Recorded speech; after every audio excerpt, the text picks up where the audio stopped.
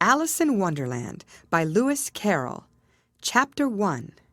Down the Rabbit Hole. Alice was beginning to get very tired of sitting by her sister on the bank and of having nothing to do.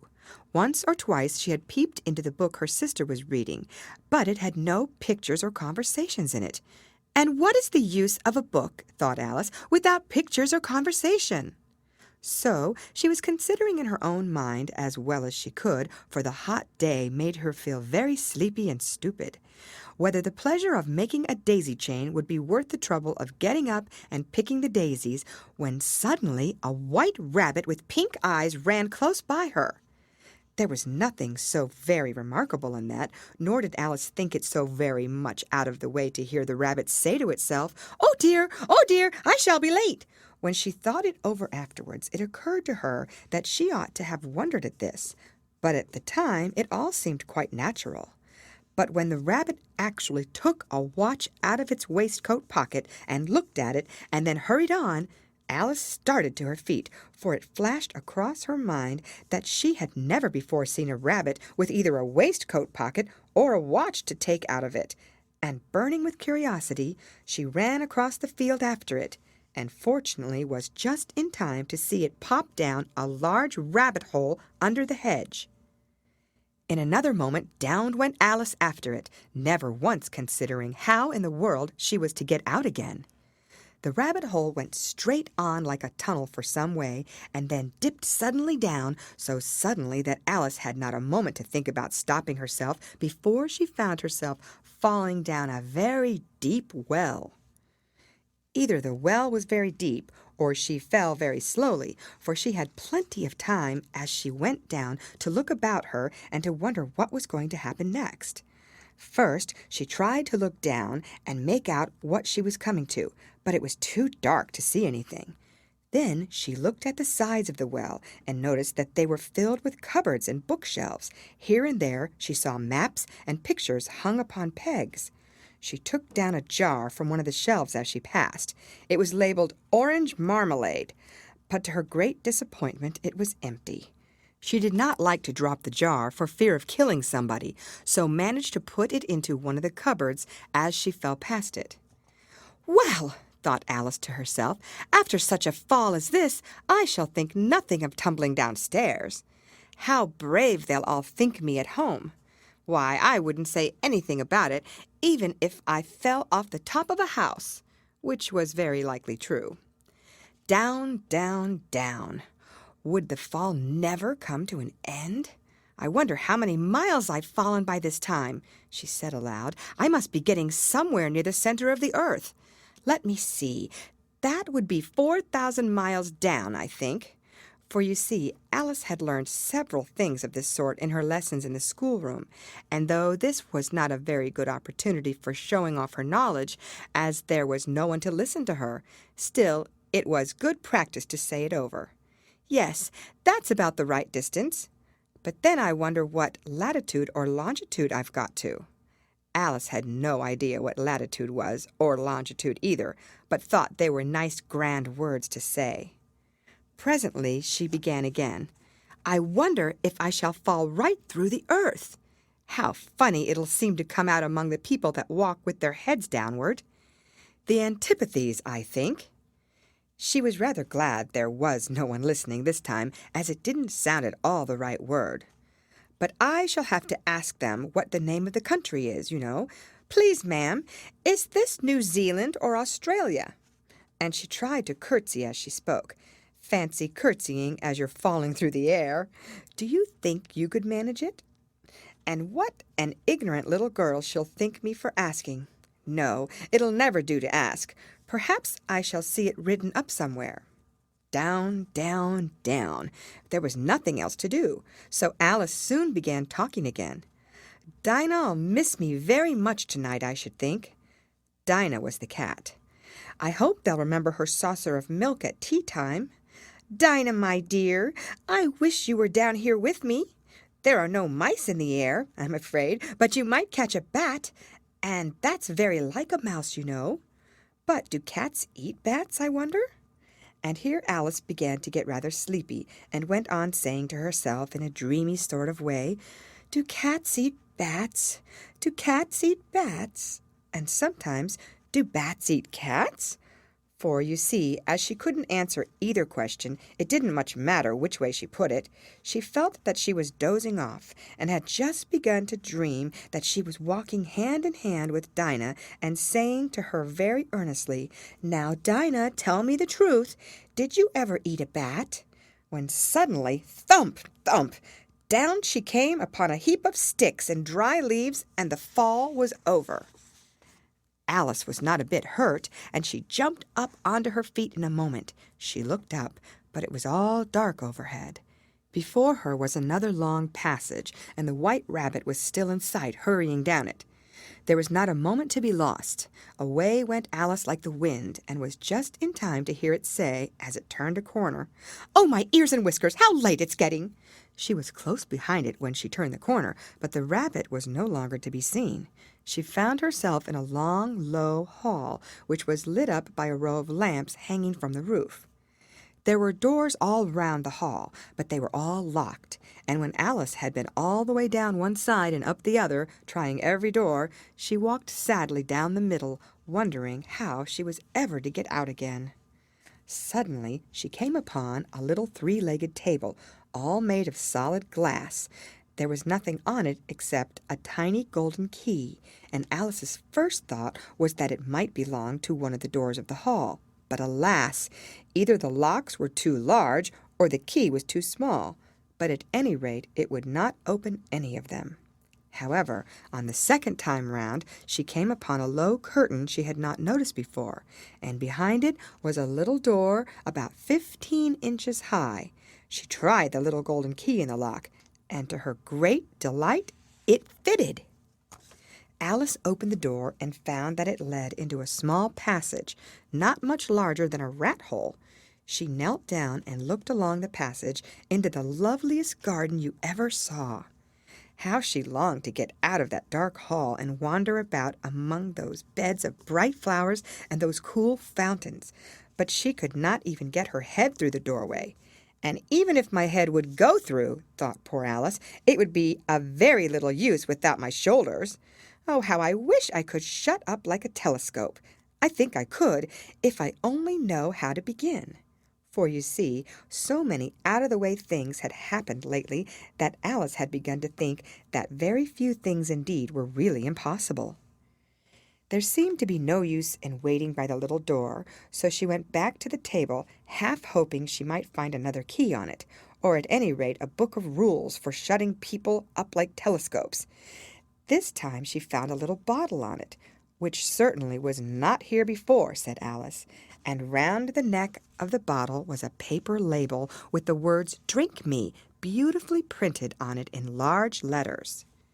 It was all very well to say "Drink me," but the little wise Alice was not going to do that in a hurry. "No, I'll look first," she said, "and see whether it's marked poison or not." For she had read several nice little histories about children who had got burnt and eaten up by wild beasts and other unpleasant things, all because they would not remember the simple rules their friends had taught them, such as that a red-hot poker will burn you if you hold it too long, and that if you cut your finger very deeply with a knife, it usually bleeds. And she had never forgotten that if you drink much from a bottle marked poison, it is almost certain to disagree with you sooner or later. However, this bottle was not marked poison, so Alice ventured to taste it, and finding it very nice, it had in fact a sort of mixed flavor of cherry tart, custard, pineapple, roast turkey, toffee, and hot buttered toast. She very soon finished it off. "What a curious feeling," said Alice. "I must be shutting up like a telescope." And so it was indeed. She was now only 10 inches high, and her face brightened up at the thought that she was now the right size for going through the little door into that lovely garden. First, however, she waited for a few minutes to see if she was going to shrink any further. She felt a little nervous about this. "For it might end, you know," said Alice to herself, "in my going out altogether like a candle. I wonder what I should be like then." And she tried to fancy what the flame of a candle is like after the candle is blown out. for she could not remember ever having seen such a thing. After a while, finding that nothing more happened, she decided on going into the garden at once. But alas for poor Alice! When she got to the door, she found she had forgotten the little golden key, and when she went back to the table for it, she found she could not possibly reach it. She could see it quite plainly through the glass, and she tried her best to climb up one of the legs of the table, but it was too slippery, and when she had tired herself out with trying, the poor little thing sat down and cried. "Come on, there's no use in crying like that," said Alice to herself rather sharply. "I advise you to leave off this minute." She generally gave herself very good advice, though she very seldom followed it, and sometimes she scolded herself so severely as to bring tears into her eyes, and once she remembered trying to box her own ears for having cheated herself in a game of croquet she was playing against herself, for this curious child was very fond of pretending to be two people. "But it's no use now," thought poor Alice, "to pretend to be two people. Why, there's hardly enough of me left to make one respectable person." Soon her eye fell on the little glass box that was lying under the table. She opened it and found in it a very small cake, on which the words, "Eat me," were beautifully marked in currants. "Well, I'll eat it," said Alice, "and if it makes me grow larger, I can reach the key, and if it makes me grow smaller, I can creep under the door, so either way I'll get into the garden, and I don't care which happens." She ate a little bit, and said anxiously to herself, "Which way? Which way?" holding her hand on the top of her head to feel which way it was growing, and she was quite surprised to find that she remained the same size. To be sure, this generally happens when one eats cake, but Alice had got so much into the way of expecting nothing but out-of-the-way things to happen that it seemed quite dull and stupid for life to go on in the common way. So she set to work and very soon finished off the cake. Chapter 2. The Pool of Tears. "Curiouser and curiouser!" cried Alice. She was so much surprised that for the moment she quite forgot how to speak good English. "Now I'm opening out like the largest telescope that ever was. Goodbye, feet!" For when she looked down at her feet, they seemed to be almost out of sight. They were getting so far off. "Oh, my poor little feet! I wonder who will put on your shoes and stockings for you now, dears. I'm sure I shan't be able. I shall be a great deal too far off to trouble myself about you. You must manage the best way you can." "But I must be kind to them," thought Alice, "or perhaps they won't walk the way I want to go. Let me see, I'll give them a new pair of boots every Christmas." And she went on planning to herself how she would manage it. "They must go by the carrier," she thought, "and how funny it'll seem sending presents to one's own feet, and how odd the directions will look. Alice's right foot, Esquire, hearthrug, near the fender, with Alice's love. Oh dear, what nonsense I'm talking!" Just then her head struck against the roof of the hall. In fact, she was now more than 9 feet high, and she at once took up the little golden key and hurried off to the garden door. Poor Alice! It was as much as she could do, lying down on one side, to look through into the garden with one eye, but to get through was more hopeless than ever. She sat down and began to cry again. "You ought to be ashamed of yourself," said Alice. "A great girl like you," she might well say this, "to go on crying in this way. Stop this moment, I tell you." But she went on all the same, shedding gallons of tears, until there was a large pool all round her, about 4 inches deep and reaching half down the hall. After a time she heard a little pattering of feet in the distance, and she hastily dried her eyes to see what was coming. It was the White Rabbit returning, splendidly dressed, with a pair of white kid gloves in one hand and a large fan in the other. He came trotting along in a great hurry, muttering to himself as he came, "Oh, the Duchess, the Duchess! Oh, won't she be savage if I've kept her waiting?"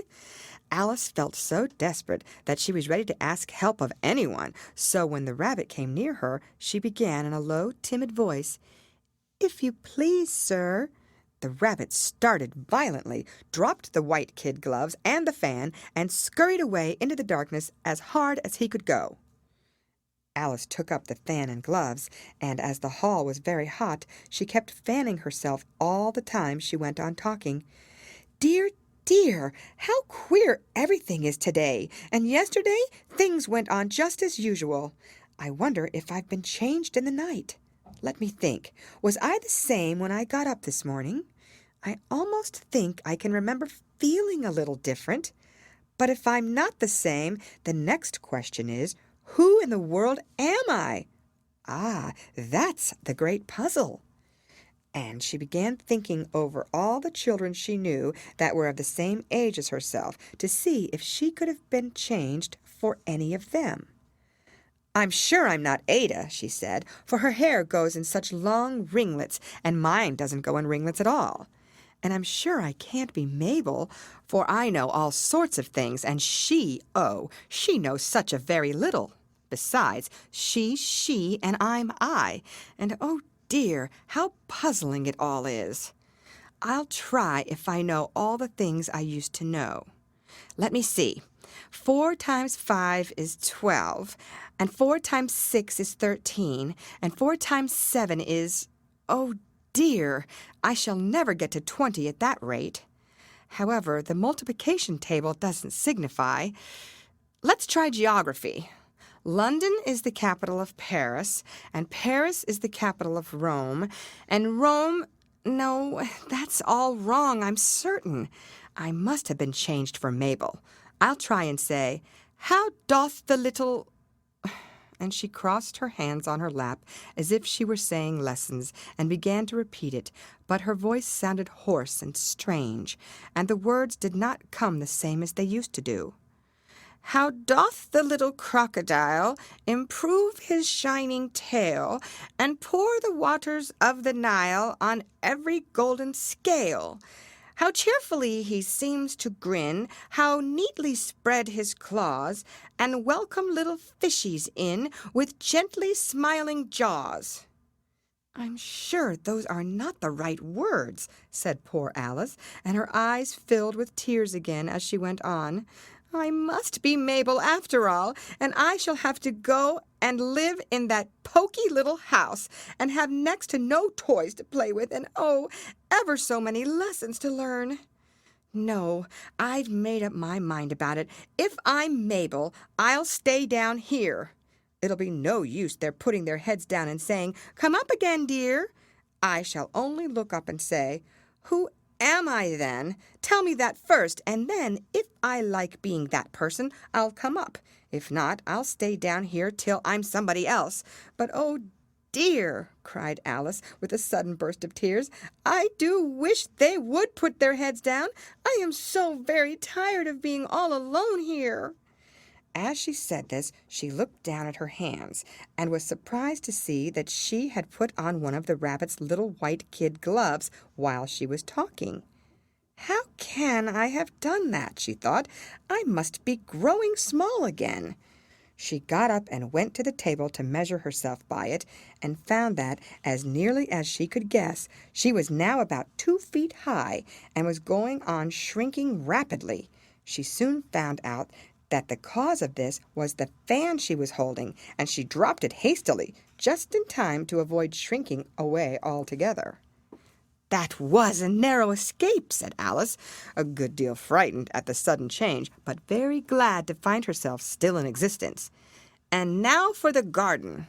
And she ran with all speed back to the little door. But alas, the little door was shut again, and the little golden key was lying on the glass table as before. And things are worse than ever, thought the poor child, for I never was so small as this before, never. And I declare it's too bad, that it is. As she said these words, her foot slipped, and in another moment, splash! She was up to her chin in salt water. Her first idea was that she had somehow fallen into the sea, and in that case I can go back by railway, she said to herself.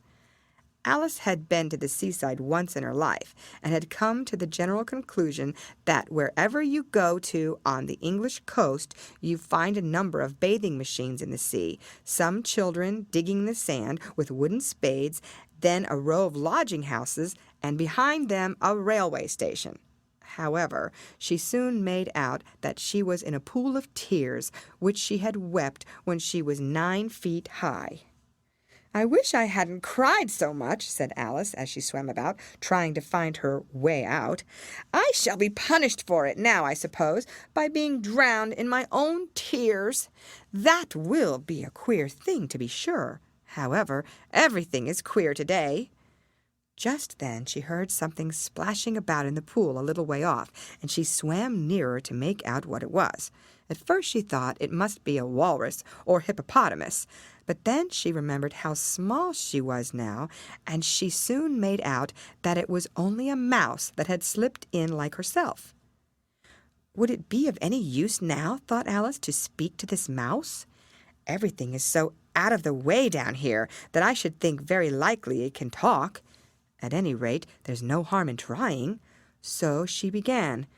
"Oh, Mouse, do you know the way out of this pool? I'm very tired of swimming about here. Oh, Mouse!" Alice thought this must be the right way of speaking to a mouse. She had never done such a thing before, but she remembered having seen in her brother's Latin grammar a mouse, of a mouse, to a mouse, oh mouse. The mouse looked at her rather inquisitively and seemed to her to wink with one of its little eyes, but it said nothing. "Perhaps it doesn't understand English," thought Alice. "I dare say it's a French mouse come over with William the Conqueror." For with all her knowledge of history, Alice had no very clear notion how long ago anything had happened. So she began again. "Où est ma chatte?" which was the first sentence in her French lesson book. The mouse gave a sudden leap out of the water and seemed to quiver all over with fright. "Oh, I beg your pardon," cried Alice hastily, afraid that she had hurt the poor animal's feelings. "I quite forgot you didn't like cats."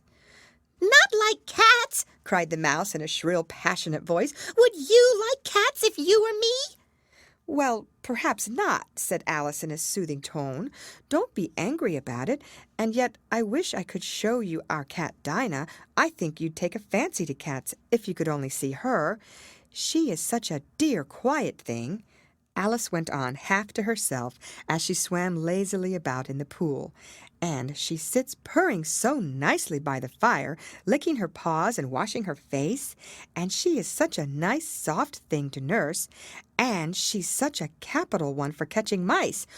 Oh, I beg your pardon," cried Alice again, for this time the mouse was bristling all over, and she felt certain it must be really offended. "We won't talk about her any more if you'd rather not." "We indeed!" cried the mouse, who was trembling down to the end of his tail. "As if I would talk on such a subject! Our family always hated cats, nasty, low, vulgar things. Don't let me hear the name again." "I won't indeed," said Alice, in a great hurry to change the subject of conversation. Are you fond of dogs?" The mouse did not answer, so Alice went on eagerly. "There is such a nice little dog near our house, I should like to show you. A little bright-eyed terrier, you know, with, oh, such long, curly brown hair. And it'll fetch things when you throw them. And it'll sit up and beg for its dinner, and all sorts of things. I can't remember half of them. And it belongs to a farmer, you know, and he says it's so useful, it's worth 100 pounds. He says it kills all the rats and—" "Oh, dear!" cried Alice in a sorrowful tone. "I'm afraid I've offended it again." For the mouse was swimming away from her as hard as it could go and making quite a commotion in the pool as it went. So she called softly after it, "Mouse dear, do come back again, and we won't talk about cats or dogs either if you don't like them." When the mouse heard this, it turned round and swam slowly back to her. Its face was quite pale with passion, Alice thought, and it said in a low, trembling voice, "Let us get to the shore, and then I'll tell you my history, and you'll understand why it is I hate cats and dogs." It was high time to go, for the pool was getting quite crowded with the birds and animals that had fallen into it. There were a duck and a dodo, a lory and an eaglet, and several other curious creatures. Alice led the way, and the whole party swam to the shore. Chapter 3. A Caucus Race and a Long Tail. They were indeed a queer-looking party that assembled on the bank, the birds with draggled feathers, the animals with their fur clinging close to them, and all dripping wet, cross and uncomfortable. The first question, of course, was how to get dry again. They had a consultation about this, and after a few minutes it seemed quite natural to Alice to find herself talking familiarly with them as if she had known them all her life. Indeed, she had quite a long argument with the lory, who at last turned sulky and would only say, "I am older than you and must know better." And this Alice would not allow without knowing how old it was, and as the lory positively refused to tell its age, there was no more to be said. At last the mouse, who seemed to be a person of authority among them, called out, "Sit down, all of you, and listen to me. I'll soon make you dry enough." They all sat down at once in a large ring, with the mouse in the middle. Alice kept her eyes anxiously fixed on it, for she felt sure she would catch a bad cold if she did not get dry very soon. "Ahem," said the mouse with an important air. "Are you all ready? This is the driest thing I know. Silence all round, if you please." William the Conqueror, whose cause was favored by the Pope, was soon submitted to by the English, who wanted leaders and had been of late much accustomed to usurpation and conquest. Edwin and Morcar, the Earls of Mercia and Northumbria— "Ugh!" said the lory with a shiver. "I beg your pardon," said the mouse, frowning, but very politely. "Did you speak?" "Not I," said the lory hastily. "I thought you did," said the mouse. "I proceed.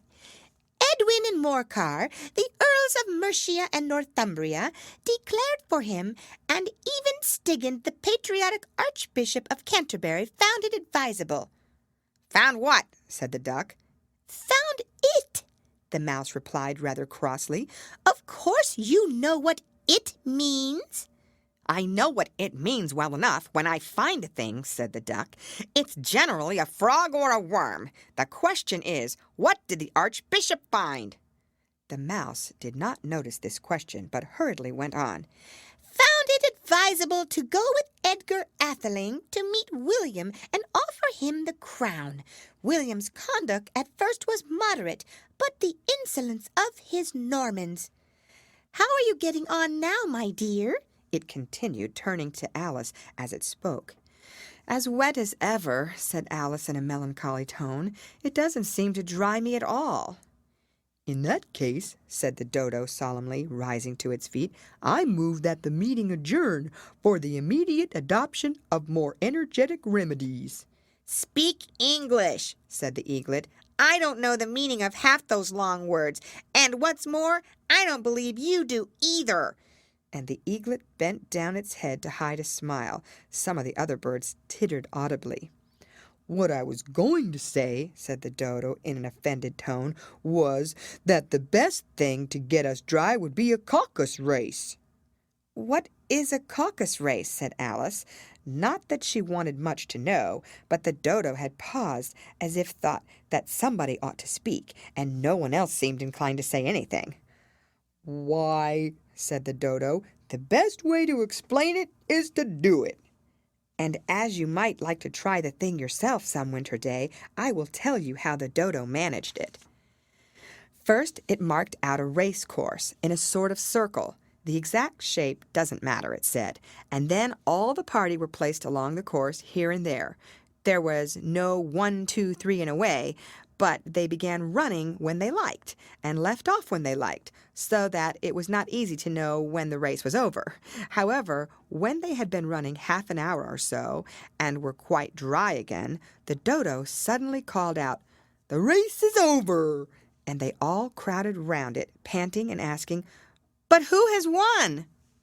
This question the dodo could not answer without a great deal of thought, and it sat for a long time with one finger pressed upon its forehead, the position in which you usually see Shakespeare in the pictures of him, while the rest waited in silence. At last the dodo said, "Everybody has won, and all must have prizes." "But who is to give the prizes?" quite a chorus of voices asked. "Why, she, of course," said the dodo, pointing to Alice with one finger, and the whole party at once crowded round her, calling out in a confused way, "Prizes! Prizes!" Alice had no idea what to do, and in despair she put her hand in her pocket and pulled out a box of comfits. Luckily, the salt water had not gotten into it, and handed them round as prizes. There was exactly one apiece all round. "But she must have a prize herself, you know," said the mouse. "Of course," the dodo replied very gravely. "What else have you got in your pocket?" he went on, turning to Alice. "Only a thimble," said Alice sadly. "Hand it over here," said the dodo. Then they all crowded round her once more, while the dodo solemnly presented the thimble, saying, "We beg your acceptance of this elegant thimble." And when it had finished this short speech, they all cheered. Alice thought the whole thing very absurd, but they all looked so grave that she did not dare to laugh, and as she could not think of anything to say, she simply bowed and took the thimble, looking as solemn as she could. The next thing was to eat the comfits. This caused some noise and confusion, as the large birds complained that they could not taste theirs, and the small ones choked and had to be patted on the back. However, it was over at last, and they sat down again in a ring and begged the mouse to tell them something more. "You promised to tell me your history, you know," said Alice, "and why it is you hate C and D," she added with a whisper, half afraid that it would be offended again. "Mine is a long and sad tale," said the mouse, turning to Alice and sighing. "It is a long tale, certainly," said Alice, looking down with wonder at the mouse's tail. "But why do you call it sad?" And she kept on puzzling about it while the mouse was speaking, so that her idea of the tale was something like this. Fury said to a mouse that he met in the house, "Let us both go to law, I will prosecute you." "Come, I'll take no denial, we must have a trial, for really this morning I've nothing to do." Said the mouse to the cur, "Such a trial, dear sir, with no jury or judge, would be wasting our breath." "I'll be judge, I'll be jury," said cunning old Fury. "I'll try the whole cause and condemn you to death." "You are not attending," said the mouse to Alice severely. "What are you thinking of?" "I beg your pardon," said Alice very humbly. "You had got to the fifth bend, I think." "I had not," cried the mouse sharply and very angrily. "A knot," said Alice, always ready to make herself useful and looking anxiously about her. "Oh, do let me help to undo it." "I shall do nothing of the sort," said the mouse, getting up and walking away. "You insult me by talking such nonsense." "I didn't mean it," pleaded poor Alice, "but you're so easily offended, you know." The mouse only growled in reply. "Please come back and finish your story," Alice called after it, and the others all joined in chorus. "Yes, please do." But the mouse only shook its head impatiently and walked a little quicker. "What a pity it wouldn't stay," sighed the lory as soon as it was quite out of sight, and an old crab took the opportunity of saying to her daughter, "Ah, my dear, let this be a lesson to you never to lose your temper. Hold your tongue, Ma," said the young crab a little snappishly. "You're enough to try the patience of an oyster." "I wish I had our Dinah here, I know I do," said Alice aloud, addressing nobody in particular. "She'd soon fetch it back." "And who is Dinah, if I might venture to ask the question?" said the lory. Alice replied eagerly, for she was always ready to talk about her pet. "Dinah's our cat, and she's such a capital one for catching mice, you can't think. And oh, I wish you could see her after the birds. Why, she'll eat a little bird as soon as look at it." This speech caused a remarkable sensation among the party. Some of the birds hurried off at once. One old magpie began wrapping itself up very carefully, remarking, "I really must be getting home. The night air doesn't suit my throat." And a canary called out in a trembling voice to its children, "Come away, my dears. It's high time you were all in bed."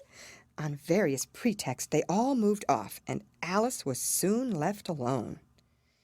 "I wish I hadn't mentioned Dinah," she said to herself in a melancholy tone.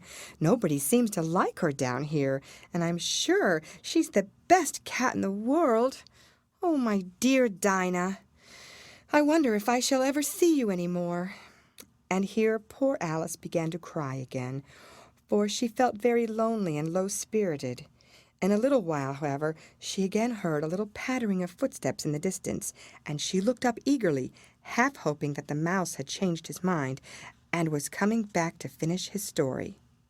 Chapter 4. The Rabbit Sends in a Little Bill. It was the White Rabbit trotting slowly back again and looking anxiously about as it went, as if it had lost something, and she heard it muttering to itself, "The Duchess! The Duchess! Oh, my dear paws! Oh, my fur and whiskers! She'll get me executed as sure as ferrets are ferrets! Where can I have dropped them, I wonder?"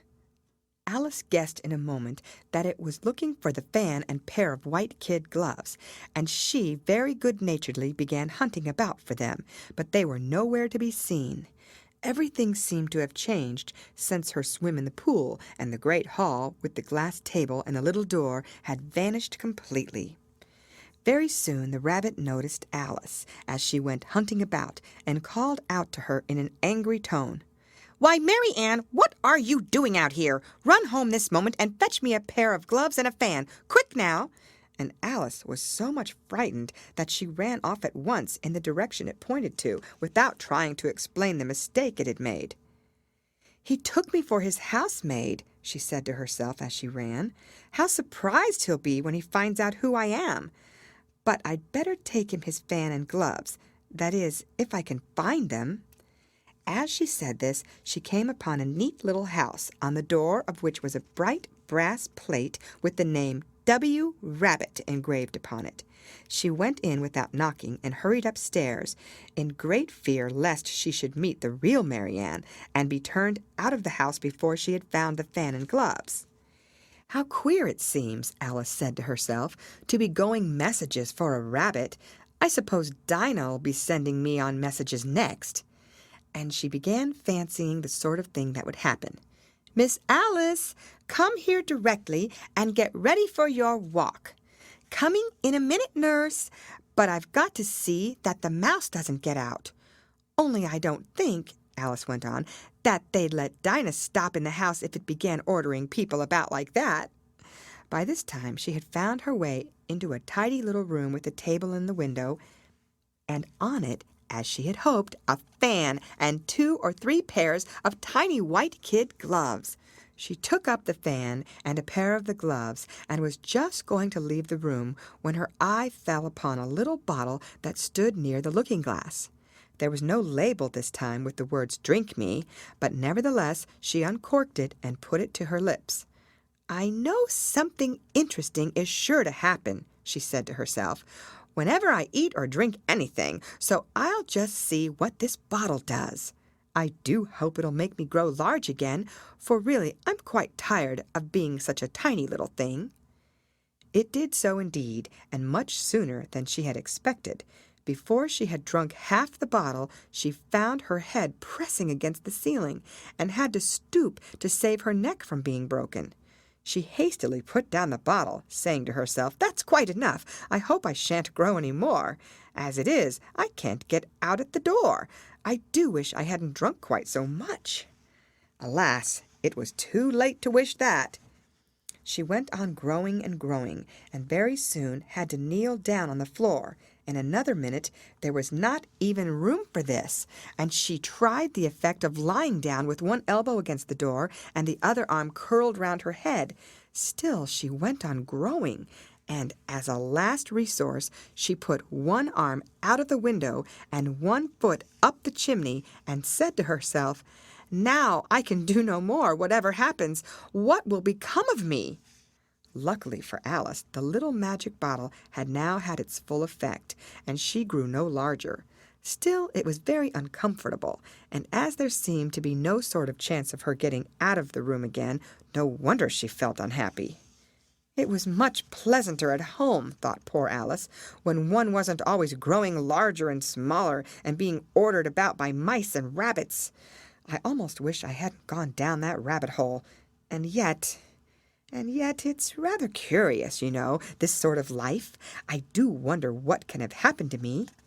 When I used to read fairy tales, I fancied that kind of thing never happened, and now here I am in the middle of one. There ought to be a book written about me. That there ought.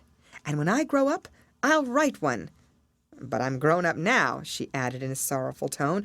At least there's no room to grow up any more here. But then, thought Alice, shall I never get any older than I am now? That'll be a comfort, one way never to be an old woman, but then always to have lessons to learn. Oh, I shouldn't like that. "Oh, you foolish Alice," she answered herself.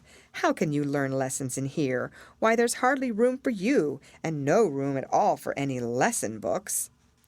And so she went on, taking first one side and then the other, and making quite a conversation of it altogether. But after a few minutes she heard a voice outside and stopped to listen. "Mary Ann! Mary Ann!" said the voice. "Fetch me my gloves this moment!" Then came a little pattering of feet on the stairs. Alice knew it was the rabbit coming to look for her, and she trembled till she shook the house, quite forgetting that she was now about 1,000 times as large as the rabbit, and had no reason to be afraid of it. Presently the rabbit came up to the door and tried to open it, but as the door opened inwards and Alice's elbow was pressed hard against it, that attempt proved a failure. Alice heard it say to itself, "Then I'll go round and get in at the window."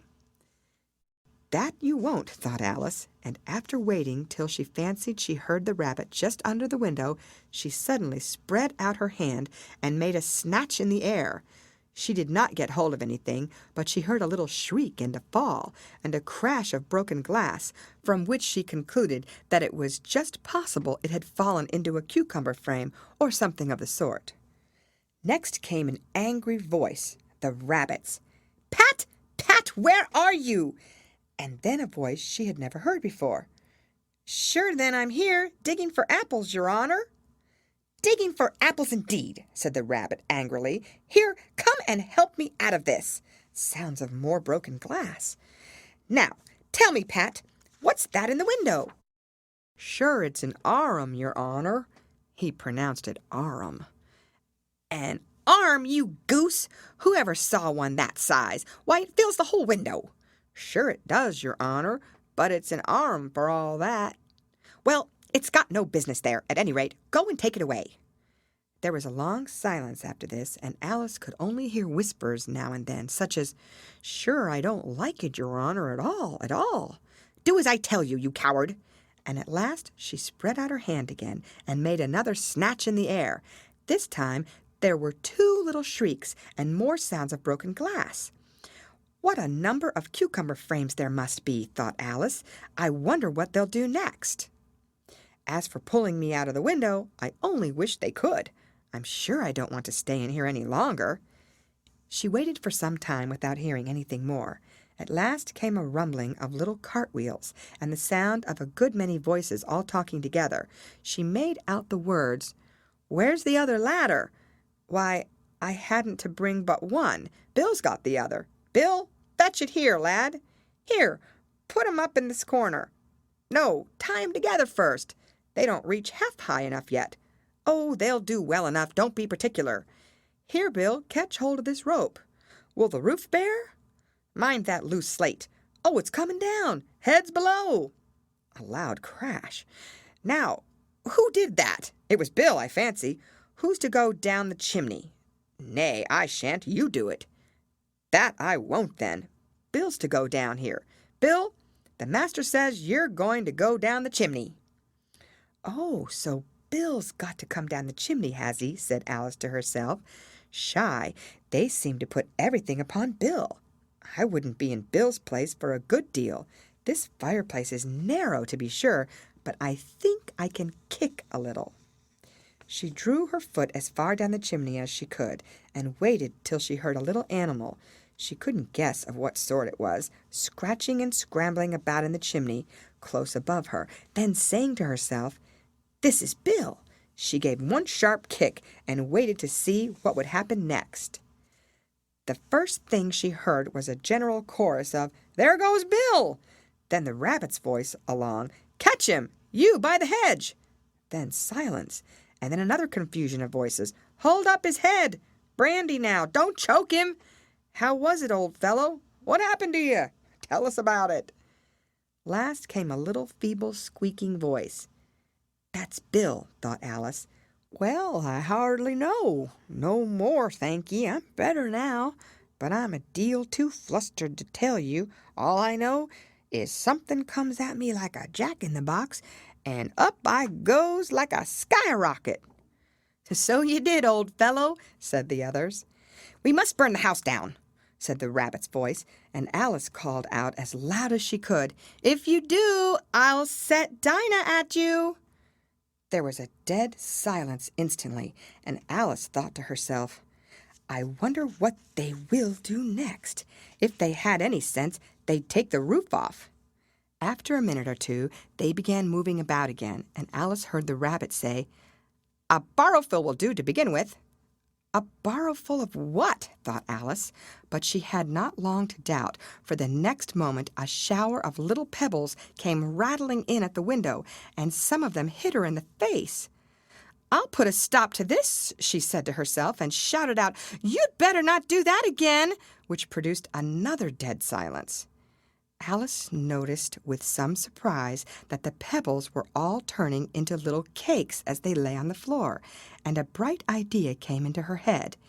"If I eat one of these cakes," she thought, "it's sure to make some change in my size, and as it can't possibly make me larger, it must make me smaller, I suppose."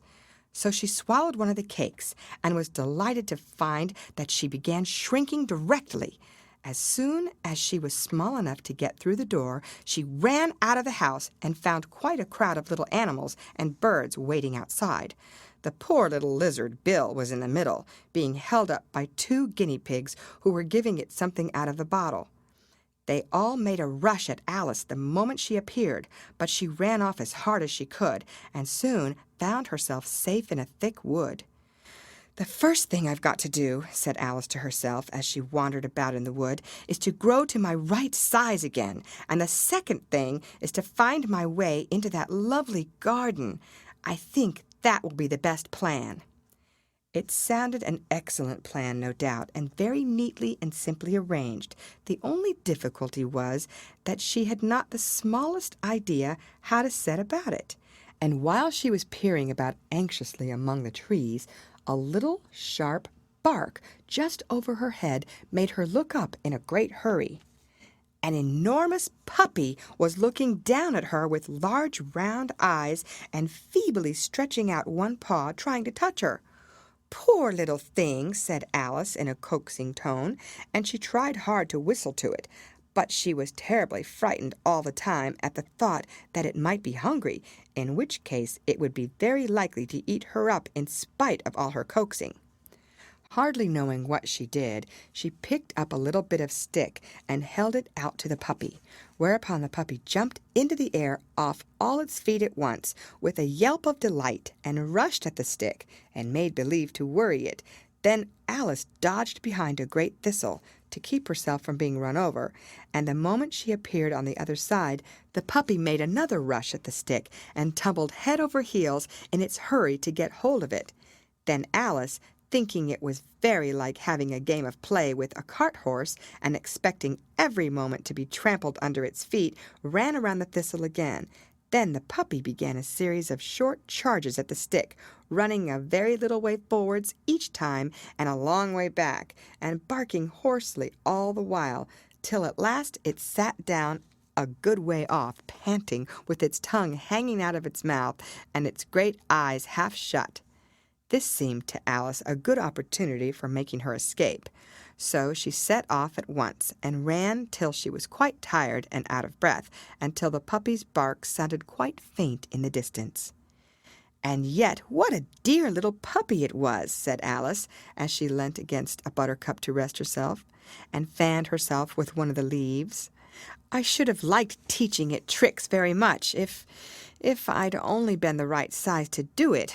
Oh, dear, I'd nearly forgotten that I've got to grow up again. Let me see.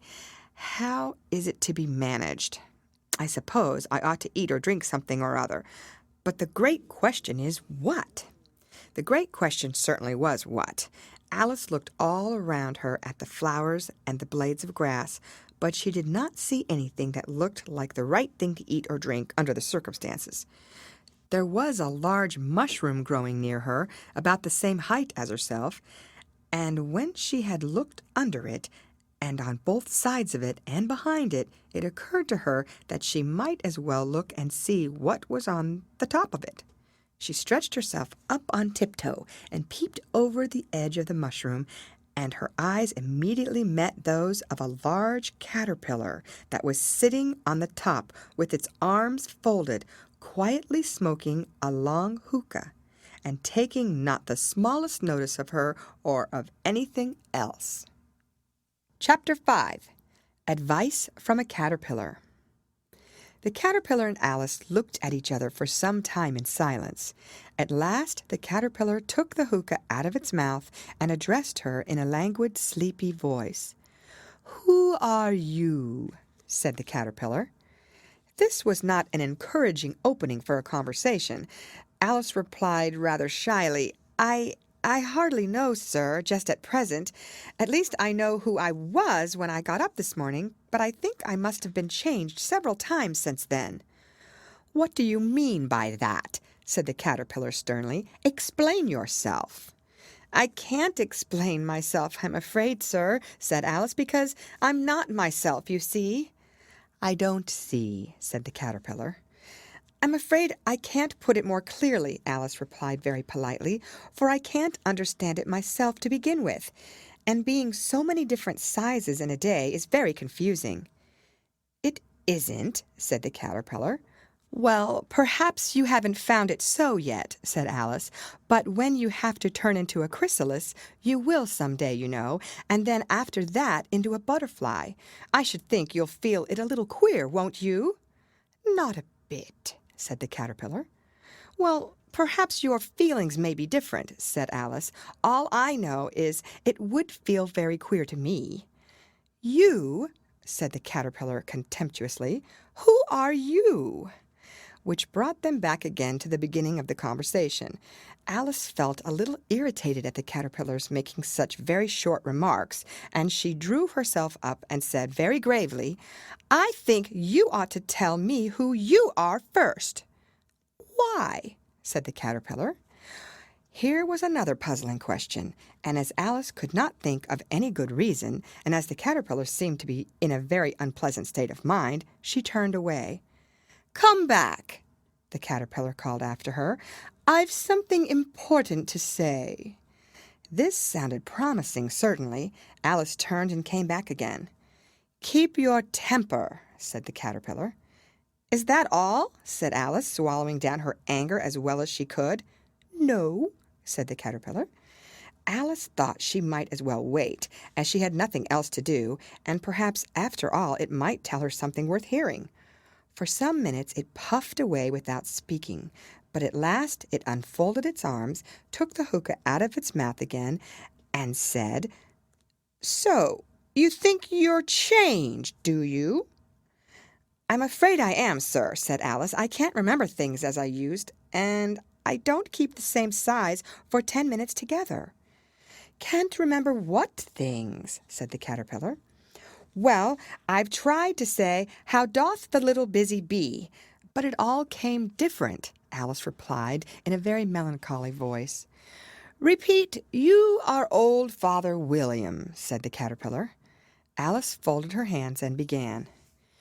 "You are old, Father William," the young man said, "and your hair has become very white, and yet you incessantly stand on your head. Do you think, at your age, it is right?" "In my youth," Father William replied to his son, "I feared it might injure the brain. But now that I'm perfectly sure I have none, why, I do it again and again." "You are old," said the youth, "as I mentioned before, and have grown most uncommonly fat. Yet you turned a back somersault in at the door. Pray, what is the reason of that?" "In my youth," said the sage, as he shook his gray locks, "I kept all my limbs very supple. By the use of this ointment, 1 shilling the box, allow me to sell you a couple." "You are old," said the youth, "and your jaws are too weak for anything tougher than suet. Yet you finished the goose with the bones and the beak. Pray, how did you manage to do it?" "In my youth," said the father, "I took to the law, and argued each case with my wife, and the muscular strength which it gave to my jaw has lasted the rest of my life." "You are old," said the youth. "One would hardly suppose that your eye was as steady as ever. Yet you balanced an eel on the end of your nose. What made you so awfully clever?" "I have answered 3 questions, and that is enough," said his father. "Don't give yourself airs. Do you think I can listen all day to such stuff? Be off, or I'll kick you downstairs." "That is not said right," said the caterpillar. "Not quite right, I'm afraid," said Alice timidly. "Some of the words have got altered." "It is wrong from beginning to end," said the caterpillar decidedly, and there was silence for some minutes. The caterpillar was the first to speak. "What size do you want to be?" it asked. "Oh, I'm not particular as to size," Alice hastily replied. "Only one doesn't like changing so often, you know." "I don't know," said the caterpillar. Alice said nothing. She had never been so much contradicted in her life before, and she felt that she was losing her temper. "Are you content now?" said the caterpillar. "Well, I should like to be a little larger, sir, if you wouldn't mind," said Alice. 3 inches is such a wretched height to be." "It is a very good height indeed," said the caterpillar angrily, rearing itself upright as it spoke. It was exactly 3 inches high. "But I'm not used to it," pleaded poor Alice in a piteous tone, and she thought of herself, "I wish the creatures wouldn't be so easily offended." "You'll get used to it in time," said the caterpillar, and it put the hookah into its mouth and began smoking again. This time Alice waited patiently until it chose to speak again. In a moment or two the caterpillar took the hookah out of its mouth and yawned once or twice and shook itself. Then it got down off the mushroom and crawled away in the grass, merely remarking as it went, "One side will make you grow taller, and the other side will make you grow shorter." "One side of what? The other side of what?" thought Alice to herself. "Of the mushroom," said the caterpillar, just as if she had asked it out loud, and in another moment it was out of sight. Alice remained looking thoughtfully at the mushroom for a minute, trying to make out which were the 2 sides of it, and as it was perfectly round, she found this a very difficult question. However, at last she stretched her arms round it as far as they would go, and broke off a bit of the edge with each hand. "And now which is which?" she said to herself, and nibbled a little of the right-hand bit to try the effect. The next moment she felt a violent blow underneath her chin. It had struck her foot. She was a good deal frightened by this very sudden change, but she felt that there was no time to be lost, as she was shrinking rapidly, so she set to work at once to eat some of the other bit. Her chin was pressed so closely against her foot that there was hardly room to open her mouth, but she did it at last and managed to swallow a morsel of the left-hand bit. "Come, my head's free at last," said Alice in a tone of delight, which changed into alarm in another moment when she found that her shoulders were nowhere to be found. All she could see when she looked down was an immense length of neck, which seemed to rise like a stalk out of a sea of green leaves that lay far below her. "What can all that green stuff be?" said Alice. "And where have my shoulders got to? And oh, my poor hands, how it is I can't see you!" She was moving them about as she spoke, but no result seemed to follow except a little shaking among the distant green leaves. As there seemed to be no chance of getting her hands up to her head, she tried to get her head down to them, and was delighted to find that her neck would bend about easily in any direction like a serpent. She had just succeeded in curving it down into a graceful zigzag, and was going to dive in among the leaves, which she found to be nothing but the tops of trees under which she had been wandering, when a sharp hiss made her draw back in a hurry. A large pigeon had flown into her face and was beating her violently with its wings. "Serpent!" screamed the pigeon. "I'm not a serpent," said Alice indignantly. "Let me alone." "Serpent, I say again!" repeated the pigeon, but in a more subdued tone, and added with a kind of sob, "I've tried every way, and nothing seems to suit them." "I haven't the least idea what you're talking about," said Alice. "I've tried the roots of trees, and I've tried banks, and I've tried hedges," the pigeon went on without attending to her. "but those serpents, there's no pleasing them." Alice was more and more puzzled, but she thought there was no use in saying anything more till the pigeon had finished. "As if it wasn't trouble enough hatching the eggs," said the pigeon. "But I must be on the lookout for serpents night and day. Why, I haven't had a wink of sleep these 3 weeks." "I am very sorry you've been annoyed," said Alice, who was beginning to see its meaning. "And just as I'd taken the highest tree in the wood," continued the pigeon, raising its voice to a shriek. "and just as I'd taken the highest tree in the wood," continued the pigeon, raising its voice to a shriek. "and just as I was thinking I should be free of them at last, they must needs come wriggling down from the sky. Ugh, serpent!" "But I'm not a serpent, I tell you," said Alice. I'm a... "Well, what are you?" said the pigeon. "I can see you're trying to invent something." I'm a little girl," said Alice rather doubtfully, as she remembered the number of changes she had gone through that day. "A likely story indeed," said the pigeon in a tone of the deepest contempt. "I've seen a good many little girls in my time, but never one with such a neck as that. No, you're a serpent, and there's no use denying it. I suppose you'll be telling me next that you've never tasted an egg."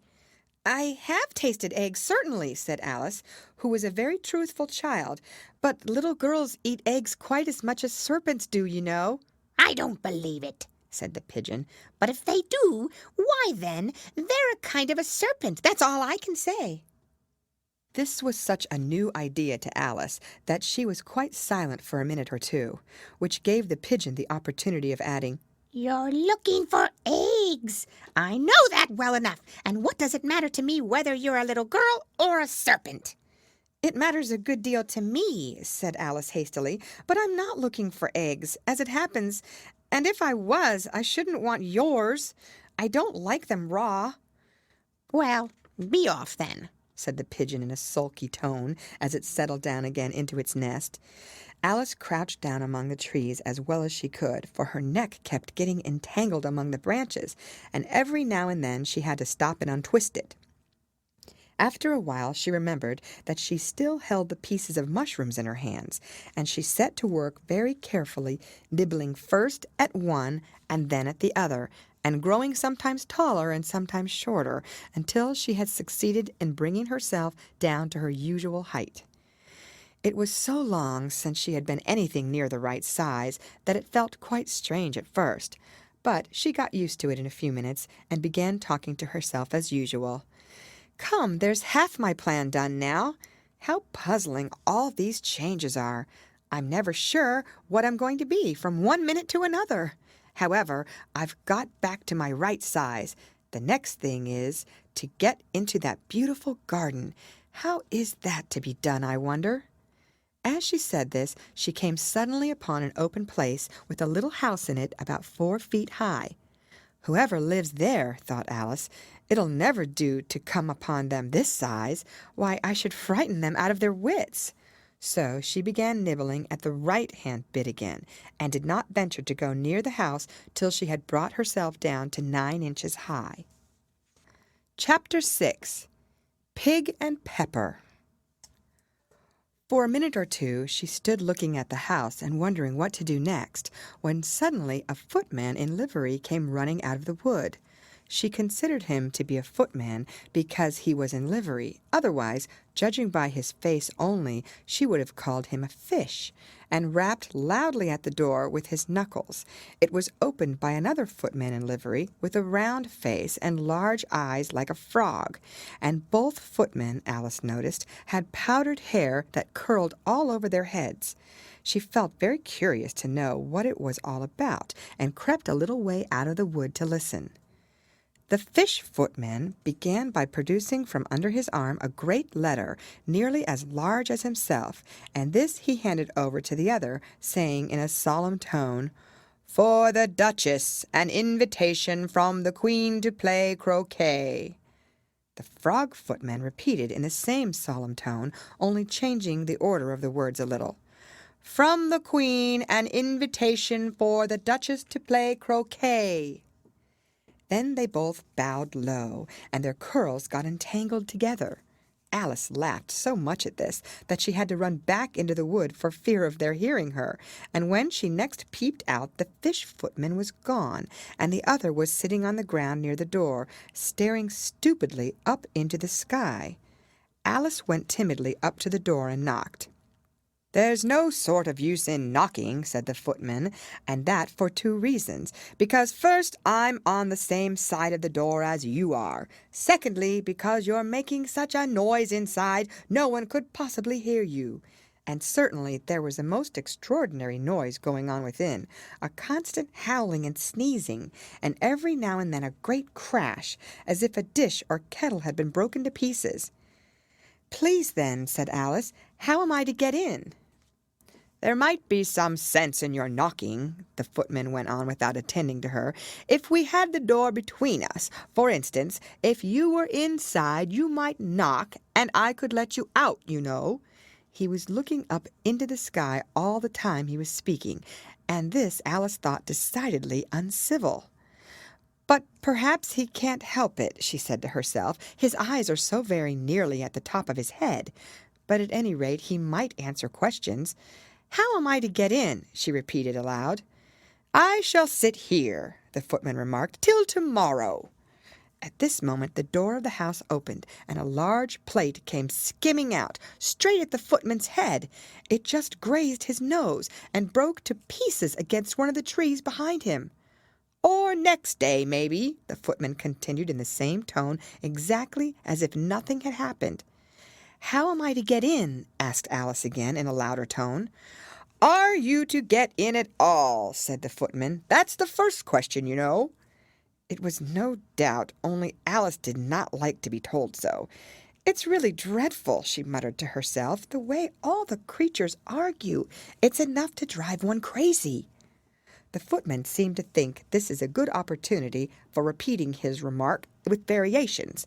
"I shall sit here," he said, "on and off for days and days."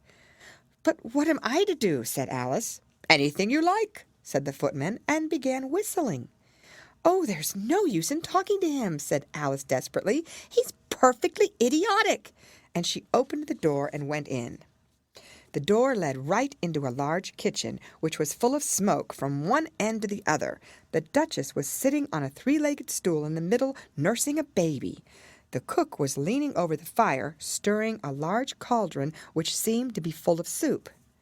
"There's certainly too much pepper in that soup," Alice said to herself, as well as she could for sneezing. There was certainly too much of it in the air. Even the Duchess sneezed occasionally, and as for the baby, it was sneezing and howling alternately without a moment's pause. The only things in the kitchen that did not sneeze were the cook and a large cat which was sitting on the hearth and grinning from ear to ear.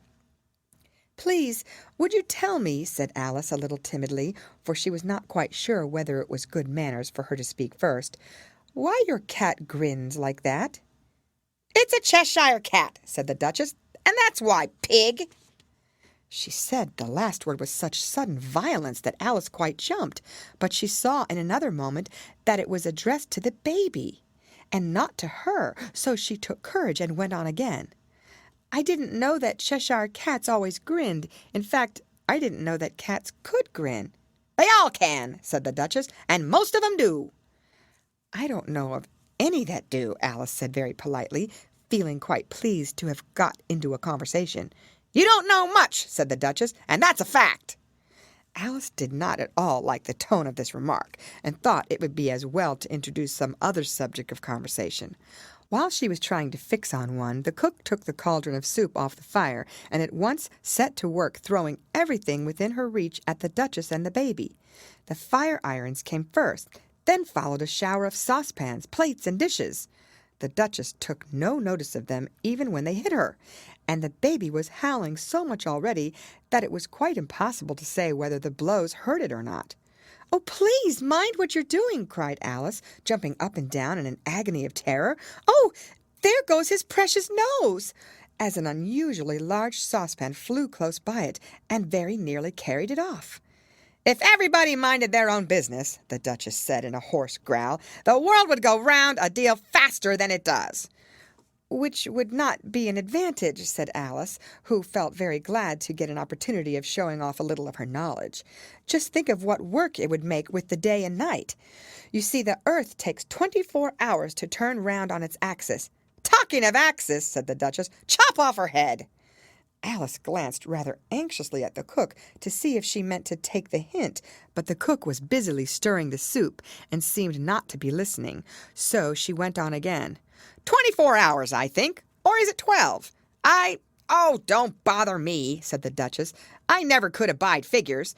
And with that she began nursing her child again, singing a sort of lullaby to it as she did so and giving it a violent shake at the end of every line. "Speak roughly to your little boy and beat him when he sneezes. He only does it to annoy because he knows it teases." The chorus came next, in which the cook and the baby joined. "Wow, wow, wow." While the Duchess sang the second verse of the song, she kept tossing the baby violently up and down, and the poor little thing howled so that Alice could hardly hear the words. "I speak severely to my boy, I beat him when he sneezes, for he can thoroughly enjoy the pepper when he pleases." Wow, wow, wow. "Here, you may nurse it a bit if you like," the Duchess said to Alice, flinging the baby at her as she spoke. "I must go and get ready to play croquet with the Queen." And she hurried out of the room. The cook threw a frying pan after her as she went out, but it just missed her. Alice caught the baby with some difficulty, as it was a queer-shaped little creature, and held out its arms and legs in all directions, just like a starfish, thought Alice. The poor little thing was snorting like a steam engine when she caught it, and kept doubling itself up and straightening itself out again, so that altogether, for the first minute or two, it was as much as she could do to hold it. As soon as she had made out the proper way of nursing it, which was to twist it up into a sort of knot, and then keep tight hold of its right ear and left foot, so as to prevent its undoing itself, she carried it out into the open air. "If I don't take this child away with me," thought Alice, "they'll sure to kill it in a day or two. Wouldn't it be murder to leave it behind?" She said the last words out loud, and the little thing grunted in reply. It had left off sneezing by this time. "Don't grunt," said Alice. "That's not at all a proper way of expressing yourself." The baby grunted again, and Alice looked very anxiously into its face to see what was the matter with it. There could be no doubt that it had a very turn-up nose, much more like a snout than a real nose. Also, its eyes were getting extremely small for a baby. Altogether, Alice did not like the look of the thing at all. But perhaps it was only sobbing, she thought, and looked into its eyes again to see if there were any tears. No, there were no tears. "If you're going to turn into a pig, my dear," said Alice seriously, "I'll have nothing more to do with you. Mind now." The poor little thing sobbed again, or grunted, it was impossible to say which, and they went on for some while in silence. Alice was just beginning to think to herself, "Now what am I to do with this creature when I get it home?" when it grunted again so violently that she looked down into its face in some alarm. This time there could be no mistake about it. It was neither more nor less than a pig, and she felt that it would be quite absurd for her to carry it further. So she set the little creature down and felt quite relieved to see it trot away quietly into the wood. If it had grown up, she said to herself, it would have made a dreadfully ugly child, but it makes rather a handsome pig, I think. And she began thinking over other children she knew who might do very well as pigs, and was just saying to herself, if one only knew the right way to change them, when she was a little startled by seeing the Cheshire Cat sitting on a bough of a tree a few yards off. The cat only grinned when it saw Alice. It looked good-natured, she thought. Still, it had very long claws and a great many teeth, so she felt that it ought to be treated with respect. Cheshire Puss, she began rather timidly, as she did not know at all whether it would like the name. However, it only grinned a little wider. Come, it's pleased so far, thought Alice, and she went on. Would you tell me, please, which way I ought to go from here? That depends a good deal on where you want to get to, said the cat. I don't much care where, said Alice. Then it doesn't matter which way you go, said the cat. So long as I get somewhere, Alice added as an explanation. Oh, you're sure to do that, said the cat, if you only walk long enough. Alice felt that this could not be denied, so she tried another question. What sort of people live about here? In that direction, the cat said, waving its right paw round, lives a hatter, and in that direction, waving the other paw, lives a March hare. Visit either you like. They're both mad. But I don't want to go among mad people, Alice remarked. Oh, you can't help that, said the cat. We're all mad here. I'm mad. You're mad. How do you know I'm mad? Said Alice. You must be, said the cat, or you wouldn't have come here. Alice didn't think that proved it at all. However, she went on, and how do you know that you're mad? To begin with, said the cat, a dog's not mad. You grant that? I suppose so, said Alice. Well, then, the cat went on, you see, a dog growls when it's angry and wags its tail when it's pleased. Now I growl when I'm pleased and wag my tail when I'm angry. Therefore, I'm mad. I call it purring, not growling, said Alice. Call it what you like, said the cat. Do you play croquet with the Queen today? I should like it very much, said Alice, but I haven't been invited yet. You'll see me there, said the cat, and vanished. Alice was not much surprised at this. She was getting so used to queer things happening. While she was looking at the place where it had been, it suddenly appeared again. By the by, what became of the baby? Said the cat. I'd nearly forgotten to ask. It turned into a pig, Alice quietly said, just as if it had come back in a natural way. I thought it would, said the cat, and vanished again. Alice waited a little, half expecting to see it again, but it did not appear, and after a minute or two she walked on in the direction in which the March hare was said to live. I've seen hatters before, she said to herself. The March hare will be much the most interesting, and perhaps, as this is May, it won't be raving mad. At least not so mad as it was in March. As she said this, she looked up, and there was the cat again, sitting on a branch of a tree. Did you say pig or fig? Said the cat. I said pig, replied Alice, and I wish you wouldn't keep appearing and vanishing so suddenly. You make one quite giddy. All right, said the cat, and this time it vanished quite slowly, beginning with the end of the tail and ending with the grin, which remained some time after the rest of it had gone. Well, I've often seen a cat without a grin, thought Alice, but a grin without a cat?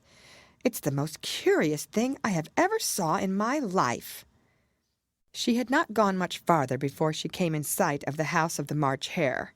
She thought it must be the right house, because the chimneys were shaped like ears, and the roof was thatched with fur. It was so large a house that she did not like to go nearer till she had nibbled some more of the left-hand bit of mushroom, and raised herself to about 2 feet high. Even then she walked up towards it rather timidly, saying to herself, Suppose it should be raving mad after all. I almost wish I'd gone to see the hatter instead. Chapter 7. A Mad Tea Party. There was a table set out under a tree in front of the house, and the March Hare and the Hatter were having tea at it. A dormouse was sitting between them, fast asleep, and the other two were using it as a cushion, resting their elbows on it and talking over its head. Very uncomfortable for the dormouse, thought Alice, only as it's asleep I suppose it doesn't mind. The table was a large one, but the three were all crowded together at one corner of it. "No room! No room!" they cried out when they saw Alice coming. "There's plenty of room," said Alice indignantly, and she sat down in a large armchair at one end of the table. "Have some wine," the March Hare said in an encouraging tone. Alice looked all round the table, but there was nothing on it but tea. "I don't see any wine," she remarked. "There isn't any," said the March Hare. "Then it wasn't very civil of you to offer it," said Alice angrily. "It wasn't very civil of you to sit down without being invited," said the March Hare. "I didn't know it was your table," said Alice. "It's laid for a great many more than three." "Your hair wants cutting," said the Hatter. He had been looking at Alice for some time with great curiosity, and this was his first speech. "You should learn not to make personal remarks," Alice said with some severity. "It's very rude." The Hatter opened his eyes very wide on hearing this, but all he said was, "Why is a raven like a writing desk?" "Come, we shall have some fun now," thought Alice. "I'm glad they've begun asking riddles. I believe I can guess that," she added aloud. "Do you mean that you think you could find out the answer to it?" said the March Hare.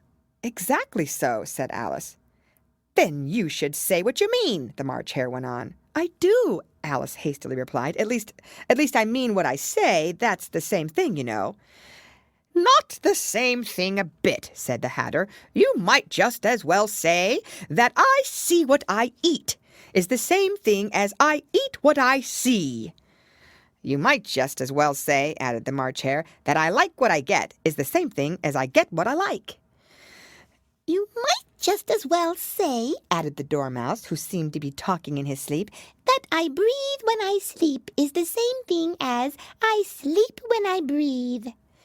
"It is the same thing with you," said the Hatter, and here the conversation dropped, and the party sat silent for a minute, while Alice thought over all she could remember about ravens and writing desks, which wasn't much.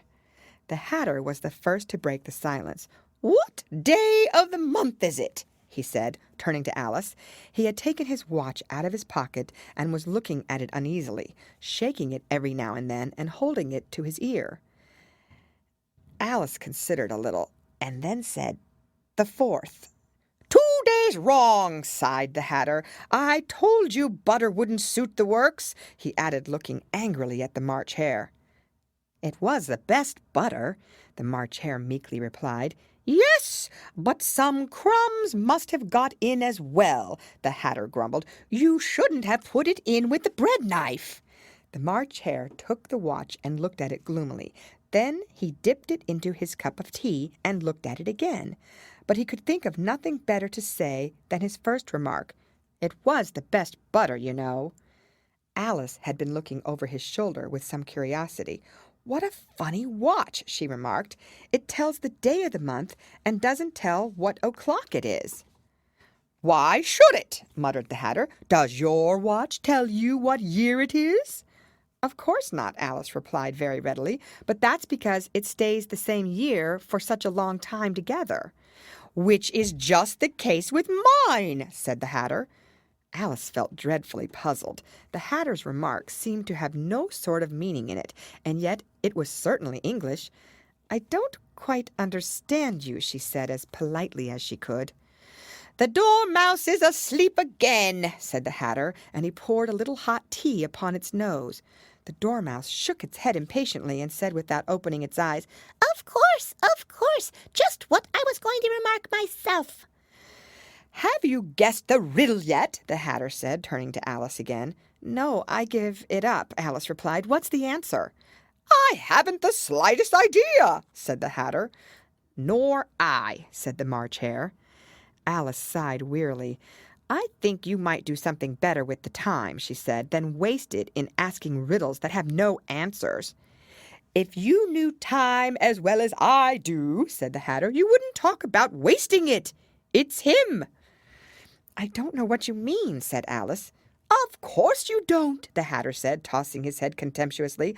"I dare say you never even spoke to time." "Perhaps not," Alice cautiously replied, "but I know I have to beat time when I learn music." "Ah, that accounts for it," said the Hatter. "He won't stand beating. Now, if you only kept on good terms with him, he'd do almost anything you like with the clock. For instance, suppose it were 9 o'clock in the morning, just time to begin lessons. You'd only have to whisper a hint to time, and round goes the clock in a twinkling. 1:30, time for dinner." "I only wish it was," the March Hare said to itself in a whisper. "That would be grand, certainly," said Alice thoughtfully. "But then I shouldn't be hungry for it, you know." "Not at first, perhaps," said the Hatter, "but you could keep it to 1:30 as long as you liked." "Is that the way you manage?" Alice asked. The Hatter shook his head mournfully. "Not I," he replied. "We quarreled last March, just before he went mad, you know," pointing with his teaspoon at the March Hare. "It was at the great concert given by the Queen of Hearts, and I had to sing, 'Twinkle, twinkle, little bat, how I wonder what you're at.' You know the song, perhaps?" "I've heard something like it," said Alice. "It goes on, you know," the Hatter continued in this way. "Up above the world you fly, like a tea-tray in the sky. Twinkle, twinkle." Here the Dormouse shook itself and began singing in its sleep, "Twinkle, twinkle, twinkle, twinkle," and went on so long that they had to pinch it to make it stop. "Well, I'd hardly finished the first verse," said the Hatter, "when the Queen jumped up and bawled out, 'He's murdering the time! Off with his head!'" "How dreadfully savage!" exclaimed Alice. "And ever since that," the Hatter went on in a mournful tone, "he won't do a thing I ask. It's always 6 o'clock now." A bright idea came into Alice's head. "Is that the reason so many tea things are put out here?" she asked. "Yes, that's it," said the Hatter with a sigh. "It's always tea time, and we've no time to wash the things between whiles." "Then you keep moving round, I suppose," said Alice. "Exactly so," said the Hatter, "as the things get used up." "But what happens when you come to the beginning again?" Alice ventured to ask. "Suppose we change the subject," the March Hare interrupted, yawning. "I'm getting tired of this. I vote the young lady tells us a story." "I'm afraid I don't know one," said Alice, rather alarmed at the proposal. "Then the Dormouse shall," they both cried. "Wake up, Dormouse!" And they pinched it on both sides at once. The Dormouse slowly opened his eyes. "I wasn't asleep," he said in a hoarse, feeble voice. "I heard every word you fellows were saying." "Tell us a story," said the March Hare. "Yes, please do," pleaded Alice. "And be quick about it," added the Hatter, "or you'll be asleep again before it's done." "Once upon a time there were 3 little sisters," the Dormouse began in a great hurry, "and their names were Elsie, Lacie, and Tilly, and they lived at the bottom of a well." "What did they live on?" said Alice, who always took a great interest in questions of eating and drinking. "They lived on treacle," said the Dormouse after thinking a minute or two. "They couldn't have done that, you know," Alice gently remarked. "They'd have been ill." "So they were," said the Dormouse, "very ill." Alice tried to fancy to herself what such an extraordinary ways of living would be like, but it puzzled her too much. So she went on. "But why did they live at the bottom of a well?" "Take some more tea," the March Hare said to Alice very earnestly. "I've had nothing yet," Alice replied in an offended tone, "so I can't take more." "You mean you can't take less," said the Hatter. "It's very easy to take more than nothing." "Nobody asked your opinion," said Alice. "Who's making personal remarks now?" the Hatter asked triumphantly. Alice did not quite know what to say to this, so she helped herself to some tea and bread and butter, and then turned to the Dormouse and repeated her question, "Why did they live at the bottom of a well?" The Dormouse again took a minute or two to think about it, and then said, "It was a treacle well." "There's no such thing," Alice was beginning very angrily, but the Hatter and the March Hare went, "Shh, shh," and the Dormouse sulkily remarked, "If you can't be civil, you'd better finish the story for yourself." "No, please go on," Alice said very humbly. I won't interrupt again. I dare say there may be one." "One indeed," said the Dormouse indignantly. However, he consented to go on. "And so these three little sisters, they were learning to draw, you know." "What did they draw?" said Alice, quite forgetting her promise. "Treacle," said the Dormouse, without considering it all this time. "I want a clean cup," interrupted the Hatter. "Let's all move one place on." He moved on as he spoke, and the Dormouse followed him. The March Hare moved into the Dormouse's place, and Alice, rather unwillingly, took the place of the March Hare. The Hatter was the only one who got any advantage from the change, and Alice was a good deal worse off than before, as the March Hare had just upset the milk jug into his plate. Alice did not wish to offend the Dormouse again, so she began very cautiously. "But I don't understand. Where did they draw the treacle from?" "You can draw water out of a water well," said the Hatter, "so I should think you could draw treacle out of a treacle well. Eh, stupid?" "But they were in the well," Alice said to the Dormouse, not choosing to notice this last remark. "Of course they were," said the Dormouse. "Well in." This answer so confused poor Alice that she let the Dormouse go on for some time without interrupting it. "They were learning to draw," the Dormouse went on, yawning and rubbing its eyes, for it was getting very sleepy. "and they drew all manner of things, everything that begins with an M." "Why with an M?" said Alice. "Why not?" said the March Hare. Alice was silent. The Dormouse had closed its eyes by this time and was going off into a doze, but on being pinched by the Hatter, it woke up again with a little shriek and went on, "That begins with an M, such as mousetraps, and the moon, and memory, and muchness. You know, you say things are much of a muchness. Did you ever see such a thing as a drawing of a muchness?" "Really, now you ask me," said Alice, very much confused. "I don't think—" "Then you shouldn't talk," said the Hatter. This piece of rudeness was more than Alice could bear. She got up in a great disgust and walked off. The Dormouse fell asleep instantly, and neither of the others took the least notice of her going, though she looked back once or twice, half hoping that they would call after her. The last time she saw them, they were trying to put the Dormouse into the teapot. "At any rate, I'll never go there again," said Alice as she picked up her way through the wood. "It's the stupidest tea party I ever was at in all my life." Just as she said this, she noticed that one of the trees had a door leading right into it. "That's very curious," she thought, "but everything's curious today.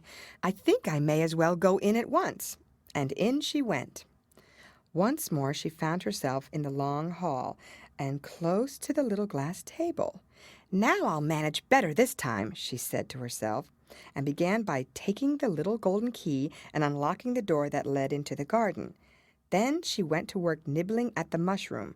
She had kept a piece of it in her pocket, till she was about a foot high. Then she walked down the little passage, and then she found herself at last in the beautiful garden among the bright flower beds and the cool fountains. Chapter 8. The Queen's Croquet Ground. A large rose tree stood near the entrance of the garden. The roses growing on it were white, but there were 3 gardeners at it, busily painting them red. Alice thought this a very curious thing, and she went nearer to watch them, and just as she came up to them, she heard one of them say, "Look out now, Five! Don't go splashing paint over me like that." "I couldn't help it," said Five in a sulky tone. "Seven jogged my elbow." On which Seven looked up and said, "That's right, Five. Always lay the blame on others." "You'd better not talk," said 5. "I heard the Queen say only yesterday you deserved to be beheaded." "What for?" said the one who had spoken first.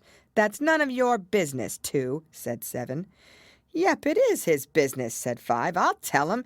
It was for bringing the cook tulip roots instead of onions." 7 flung down his brush and had just begun, "Well, of all the unjust things," when his eye chanced to fall upon Alice as she stood watching them, and he checked himself suddenly.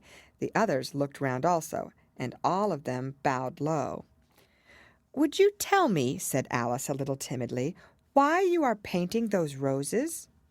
5 and 7 said nothing, but looked at 2.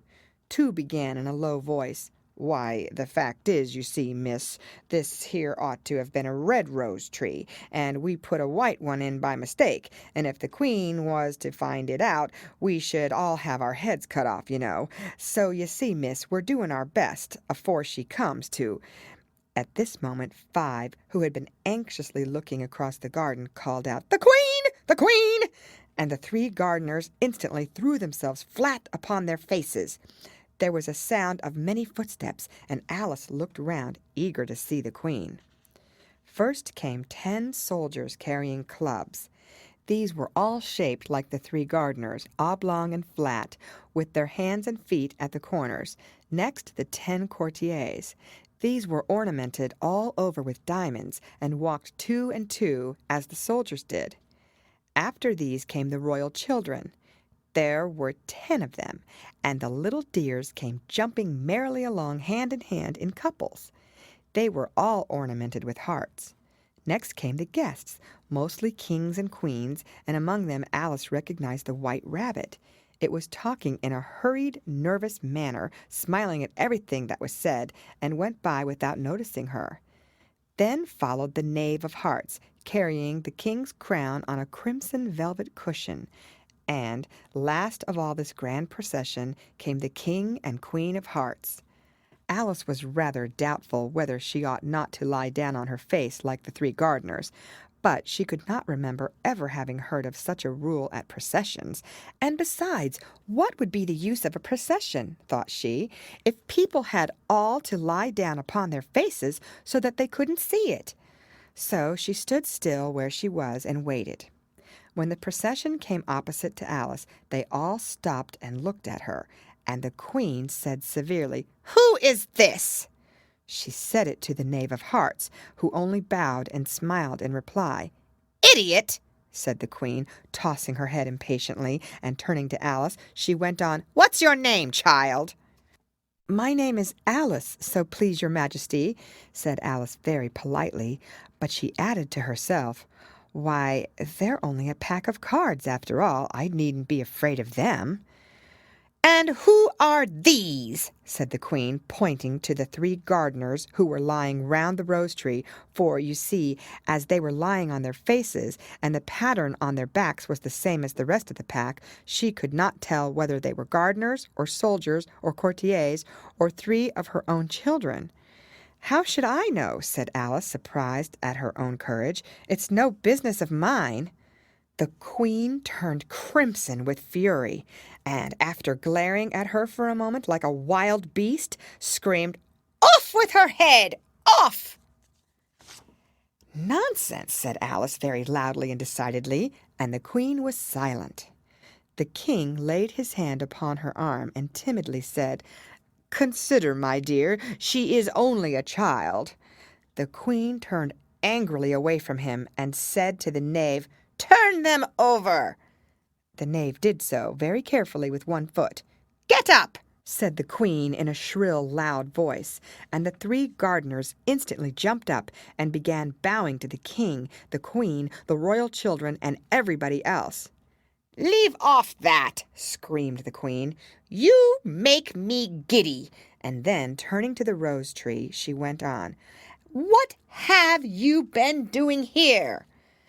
"May it please your Majesty," said 2, in a very humble tone, going down on one knee as he spoke, "we were trying—" "I see," said the Queen, who had meanwhile been examining the roses.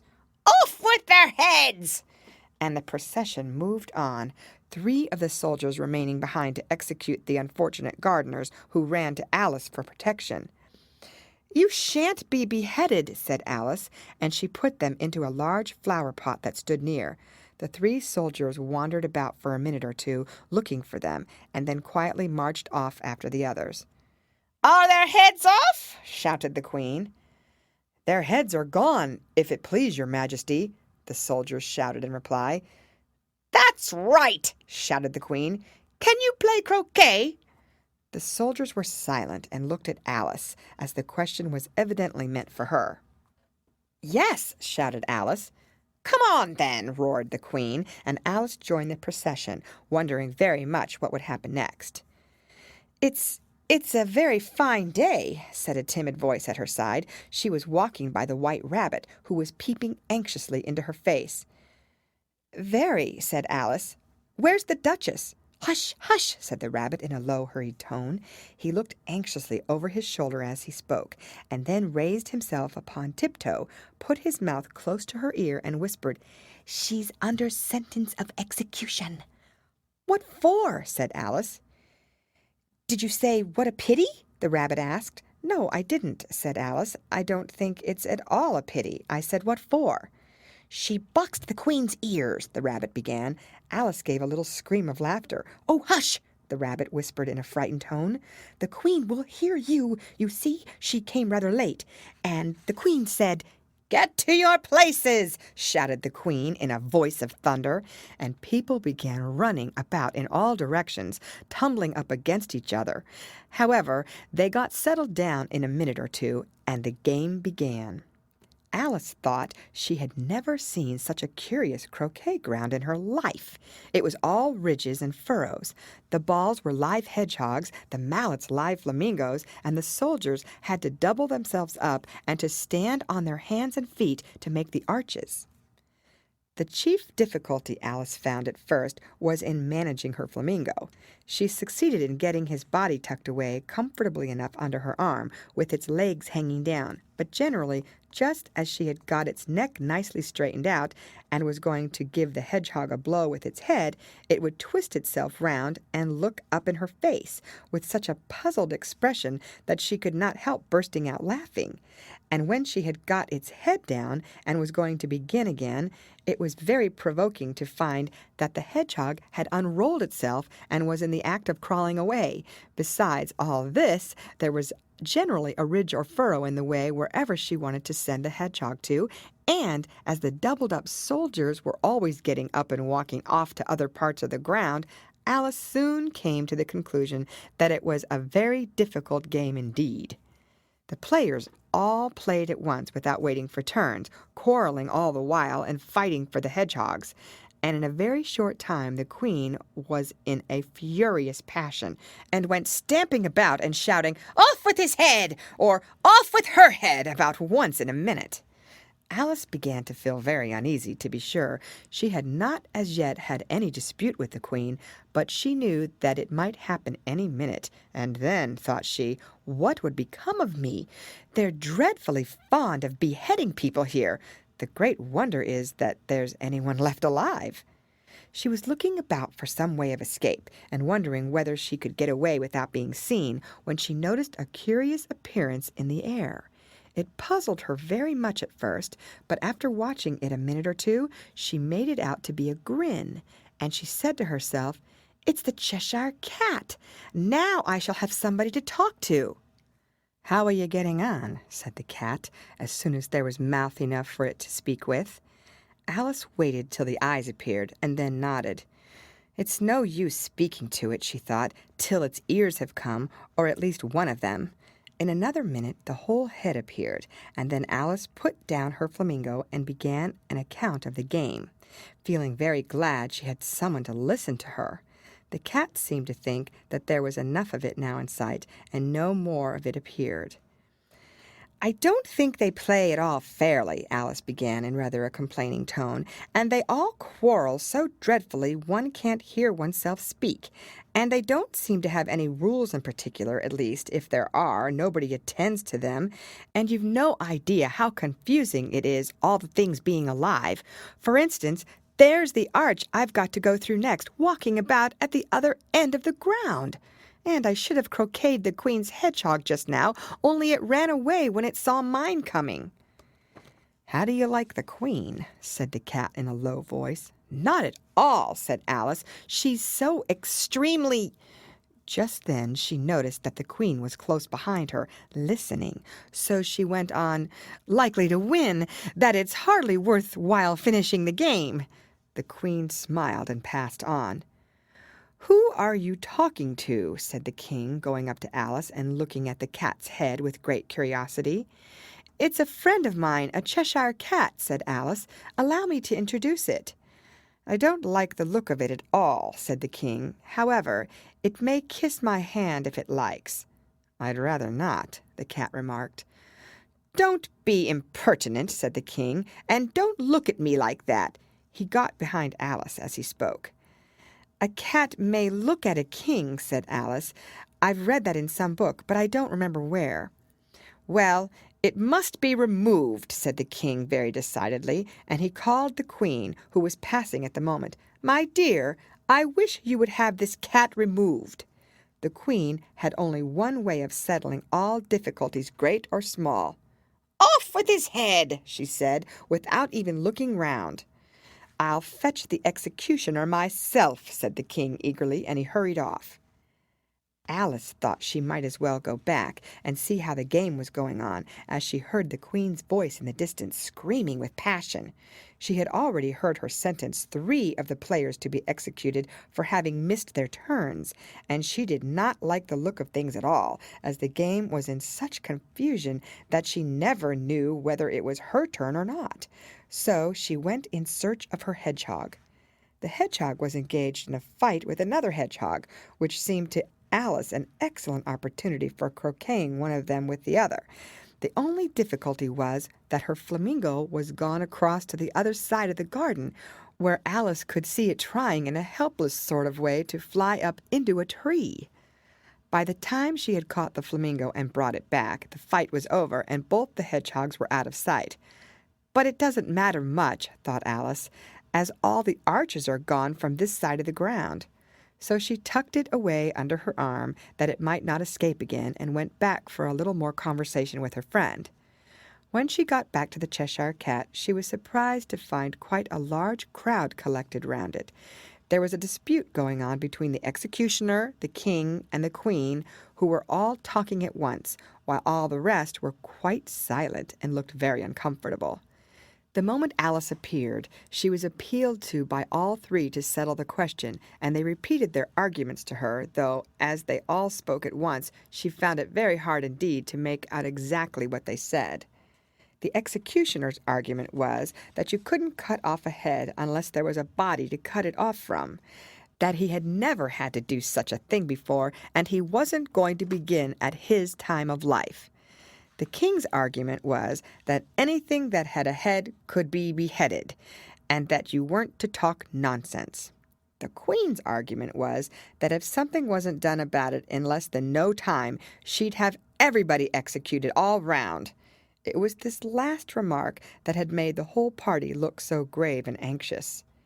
Alice could think of nothing else to say but, "It belongs to the Duchess. You'd better ask her about it." "She's in prison," the Queen said to the executioner. "Fetch her here." And the executioner went off like an arrow. The cat's head began fading away the moment he was gone, and by the time he had come back with the Duchess, it had entirely disappeared.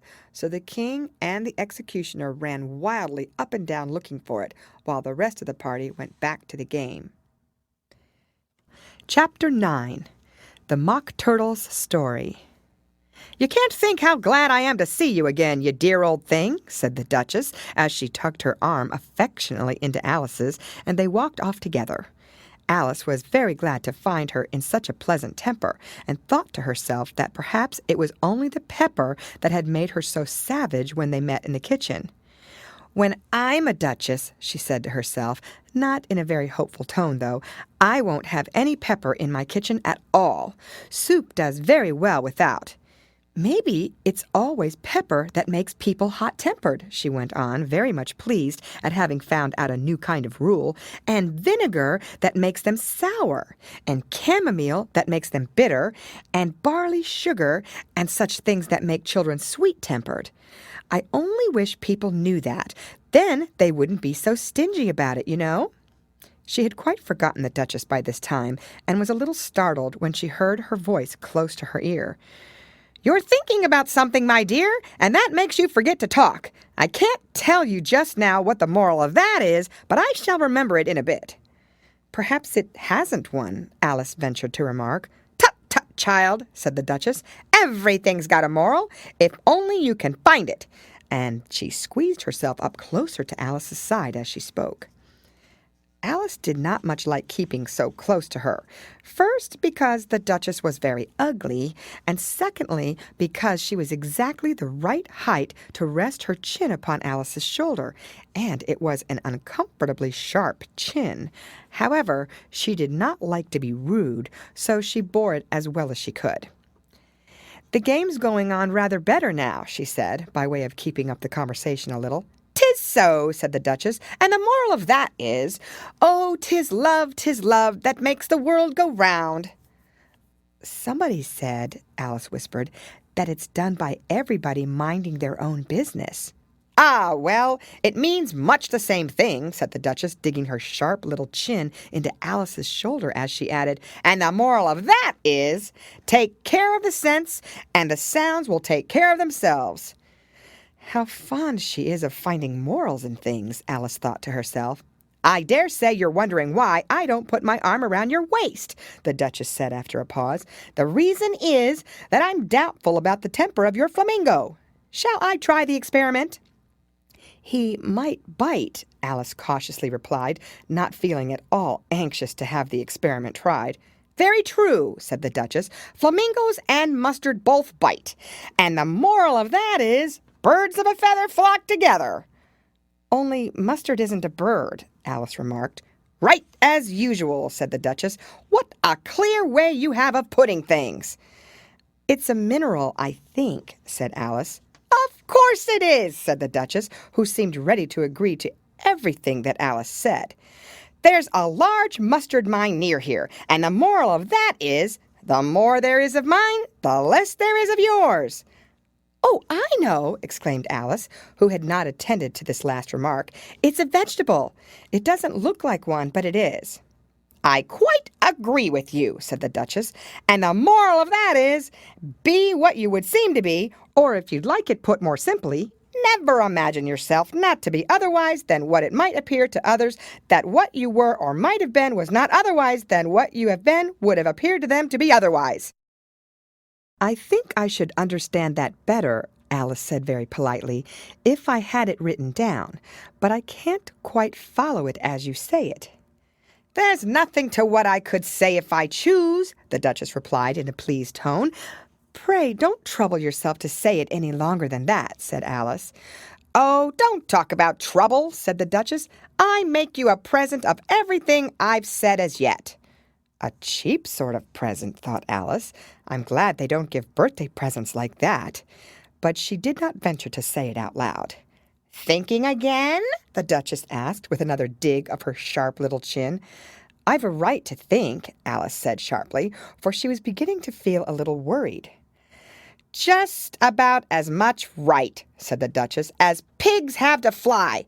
And the moral—" But here, to Alice's great surprise, the Duchess's voice died away, even in the middle of her favorite word, moral, and the arm that was linked into hers began to tremble. Alice looked up, and there stood the Queen in front of them, with her arms folded, frowning like a thunderstorm. "A fine day, Your Majesty," the Duchess began in a low, weak voice. "Now, I give you fair warning," shouted the Queen, stamping on the ground as she spoke. "Either you or your head must be off, and that in about half no time. Take your choice." The Duchess took her choice and was gone in a moment. "Let's go on with the game," the Queen said to Alice, and Alice was too much frightened to say a word, but slowly followed her back to the croquet ground. The other guests had taken advantage of the Queen's absence and were resting in the shade. However, the moment they saw her, they hurried back to the game, the Queen merely remarking that a moment's delay would cost them their lives. All the time they were playing, the Queen never left off quarreling with the other players and shouting, "Off with his head!" or "Off with her head!" Those whom she sentenced were taken into custody by the soldiers, who of course had to leave off being archers to do this, so that by the end of half an hour or so there were no archers left, and all the players except the King, the Queen, and Alice were in custody and under sentence of execution. Then the Queen left off, quite out of breath, and said to Alice, "Have you seen the Mock Turtle yet?" "No," said Alice. "I don't even know what a mock turtle is." "It's the thing mock turtle soup is made from," said the Queen. "I never saw one or heard of one," said Alice. "Come on, then," said the Queen, "and he shall tell you his history." As they walked off together, Alice heard the King say in a low voice to the company generally, "You are all pardoned." "Come, that's a good thing," she said to herself, for she had felt quite unhappy at the number of executions the Queen had ordered. They very soon came upon a griffin, lying fast asleep in the sun. If you don't know what a griffin is, look at the picture. "Up, lazy thing," said the Queen, "and take this young lady to see the Mock Turtle and to hear his history. I must go back and see after some executions I have ordered." And she walked off, leaving Alice alone with the griffin. Alice did not quite like the look of the creature, but on the whole she thought it would be quite as safe to stay with it as to go after that savage Queen. So she waited. The griffin sat up and rubbed its eyes. Then it watched the Queen till she was out of sight. Then it chuckled. "What fun!" said the griffin, half to itself, half to Alice. "What is the fun?" said Alice. "Why, said the griffin. "It's all her fancy that they never executes nobody, you know. Come on." "Everybody says come on here," thought Alice as she went slowly after it. "I never was so ordered about in all my life. Never." They had not gone far before they saw the Mock Turtle in the distance, sitting sad and lonely on a little ledge of rock, and as they came nearer, Alice could hear him sighing as if his heart would break. She pitied him deeply. "What is his sorrow?" she asked the griffin, and the griffin answered, very nearly in the same words as before. "It's all his fancy that. He hasn't got no sorrow, you know. Come on." So they went up to the Mock Turtle, who looked at them with large eyes full of tears, but said nothing. "This here young lady," said the griffin, "she wants for to know your history, she do." "I'll tell it her," said the Mock Turtle in a deep, hollow tone. "Sit down, both of you, and don't speak a word till I've finished." So they sat down, and nobody spoke for some minutes. Alice thought to herself, "I don't see how he can even finish if he doesn't begin." But she waited patiently. "Once," said the Mock Turtle at last, with a deep sigh, "I was a real turtle." These words were followed by a very long silence, broken only by an occasional exclamation of "Hachar!" from the griffin, and the constant heavy sobbing of the Mock Turtle. Alice was very nearly getting up and saying, "Thank you, sir, for your interesting story," but she could not help thinking there must be more to come, so she sat still and said nothing. "When we were little," the Mock Turtle went on at last, more calmly, though still sobbing a little now and then, "we went to school in the sea. The master was an old turtle. We used to call him Tortoise." "Why did you call him Tortoise if he wasn't one?" Alice asked. "We called him Tortoise because he taught us," said the Mock Turtle angrily. "Really, you are very dull." "You ought to be ashamed of yourself for asking such a simple question," added the griffin, and then they both sat silent and looked at poor Alice, who felt ready to sink into the earth. At last the griffin said to the Mock Turtle, "Drive on, old fellow. Don't be all day about it." And he went on in these words. Yes, we went to school in the sea, though you mayn't believe it. I never said I didn't, interrupted Alice. You did, said the Mock Turtle. Hold your tongue, added the Gryphon, before Alice could speak again. The Mock Turtle went on. We had the best of educations. In fact, we went to school every day. I've been to a day school, too, said Alice. You needn't be so proud as all that. With extras? Asked the Mock Turtle a little anxiously. Yes, said Alice. We learned French and music. And washing? Said the Mock Turtle. Certainly not, said Alice indignantly. Ah, then yours wasn't a really good school, said the Mock Turtle in a tone of great relief. Now at ours, they had at the end of the bill French, music, and washing extra. You couldn't have wanted it much, said Alice, living at the bottom of the sea. I couldn't afford to learn it, said the Mock Turtle with a sigh. I only took the regular course. What was that? Inquired Alice. Reeling and writhing, of course, to begin with, the Mock Turtle replied, and then the different branches of arithmetic: ambition, distraction, uglification, and derision. I never heard of uglification, Alice ventured to say. What is it?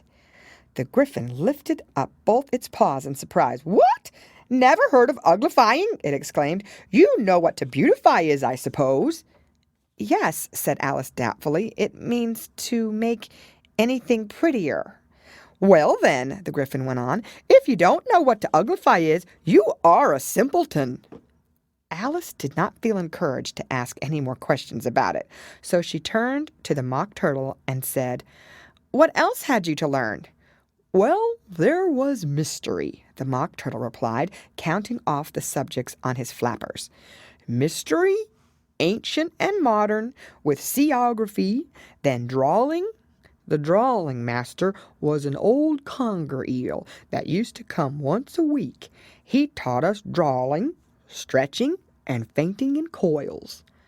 What was that like? Said Alice. Well, I can't show it you myself, the Mock Turtle said. I'm too stiff, and the Gryphon never learnt it. Hadn't time, said the Gryphon. I went to the classic master, though. He was an old crab, he was. I never went to him, the Mock Turtle said with a sigh. He taught laughing and grief, they used to say.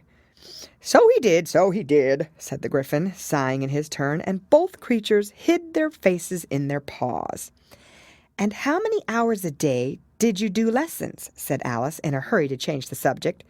10 hours the first day, said the Mock Turtle, 9 the next, and so on. What a curious plan, exclaimed Alice.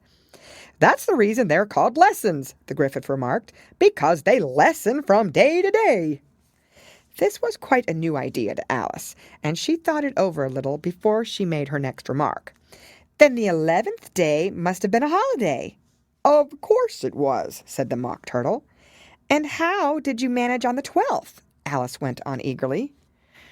That's enough about lessons, the Gryphon interrupted, in a very decided tone. Tell her something about the games now. Chapter 10. The Lobster Quadrille. The Mock Turtle sighed deeply and drew the back of one flapper across his eyes. He looked at Alice and tried to speak, but for a minute or two sobs choked his voice. Same as if he had a bone in his throat, said the Gryphon, and it set to work shaking him and punching him in the back. At last, the Mock Turtle recovering his voice, and with tears running down his cheeks, he went on again. You may not have lived much under the sea. I haven't, said Alice. And perhaps you were never even introduced to a lobster. Alice began to say, I once tasted, but checked herself hastily and said, No, never. So you can have no idea what a delightful thing a lobster quadrille is. No, indeed, said Alice. What sort of a dance is it? Why, said the Gryphon, you first form into a line along the seashore. 2 lines, cried the Mock Turtle. Seals, turtles, salmon, and so on. Then, when you've cleared all the jellyfish out of the way—" "That generally takes some time," interrupted the Gryphon. "You advance twice." "Each with a lobster as a partner," cried the Gryphon. "Of course," the Mock Turtle said. "Advance twice, set to partners." "Change lobsters and retire in same order," continued the Gryphon. "Then you know," the Mock Turtle went on. "You throw the—" "The lobsters," shouted the Gryphon, with a bound into the air, "as far out to sea as you can." "Swim after them," screamed the Gryphon. "Turn a somersault in the sea," cried the Mock Turtle, capering wildly about. "Change lobsters again," yelled the Gryphon at the top of his voice. "Back to land again, and that's all the first figure," said the Mock Turtle, suddenly dropping his voice, and the 2 creatures, who had been jumping about like mad things all this time, sat down again very sadly and quietly and looked at Alice. "It must be a very pretty dance," said Alice timidly. "Would you like to see a little of it?" said the Mock Turtle. "Very much indeed," said Alice. "Come, let's try the first figure," said the Mock Turtle to the Gryphon. "We can do without lobsters, you know. Which shall sing?" "Oh, you sing," said the Gryphon. "I've forgotten the words." So they began solemnly dancing round and round Alice, every now and then treading on her toes when they passed too close, and waving their forepaws to mark the time, while the Mock Turtle sang this very slowly and sadly. "Will you walk a little faster?" said a whiting to a snail. "There's a porpoise close behind us, and he's treading on my tail. See how eagerly the lobsters and the turtles all advance. They are waiting on the shingle. Will you come and join the dance? Will you, won't you, will you, won't you join the dance? Will you, won't you, will you, won't you join the dance? You can really have no notion how delightful it will be when they take us up and throw us with the lobsters out to sea." But the snail replied, too far, and gave a look askance. Said he thanked the whiting kindly, but he would not join the dance. Would not, could not, would not, could not, would not join the dance.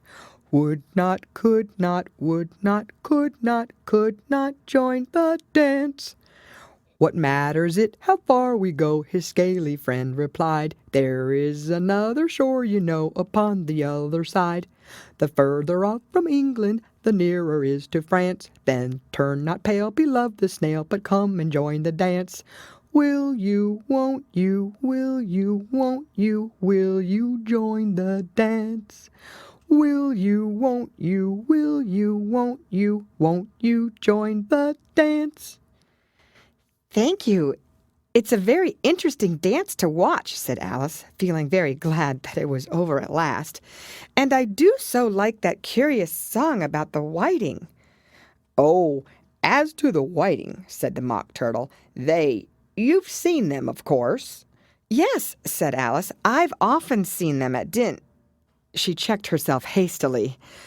"I don't know where Din may be," said the Mock Turtle, "but if you've seen them so often, of course you know what they're like."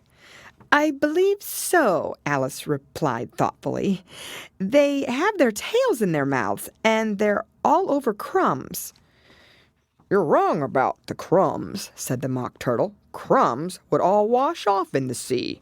But they have their tails in their mouths, and the reason is—" Here the Mock Turtle yawned and shut his eyes. "Tell her about the reason and all that," he said to the Gryphon. "The reason is," said the Gryphon, "that they would go with the lobsters to the dance. So they got thrown out to sea. So they had to fall a long way. So they got their tails fast in their mouths, so they couldn't get them out again. That's all." "Thank you," said Alice. "It's very interesting. I never knew so much about a whiting before." "I can tell you more than that if you like," said the Gryphon. "Do you know why it's called a whiting?" "I never thought about it," said Alice. "Why?" "It does the boots and shoes," the Gryphon replied very solemnly. Alice was thoroughly puzzled. "Does the boots and shoes?" she repeated in a wondering tone. "Why, what are your shoes done with?" said the Gryphon. "I mean, what makes them so shiny?" Alice looked down at them and considered a little before she gave her answer. "They're done with blacking, I believe." "Boots and shoes under the sea," the Gryphon went on in a deep voice, "are done with a whiting. Now you know." "And what are they made of?" Alice asked in a tone of great curiosity. "Soles and eels, of course," the Gryphon replied rather impatiently. "Any shrimp could have told you that." "If I'd been the whiting," said Alice, whose thoughts were still running on the song, "I'd have said to the porpoise, 'Keep back, please. We don't want you with us.'" "They were obliged to have him with them," the Mock Turtle said. "No wise fish would go anywhere without a porpoise."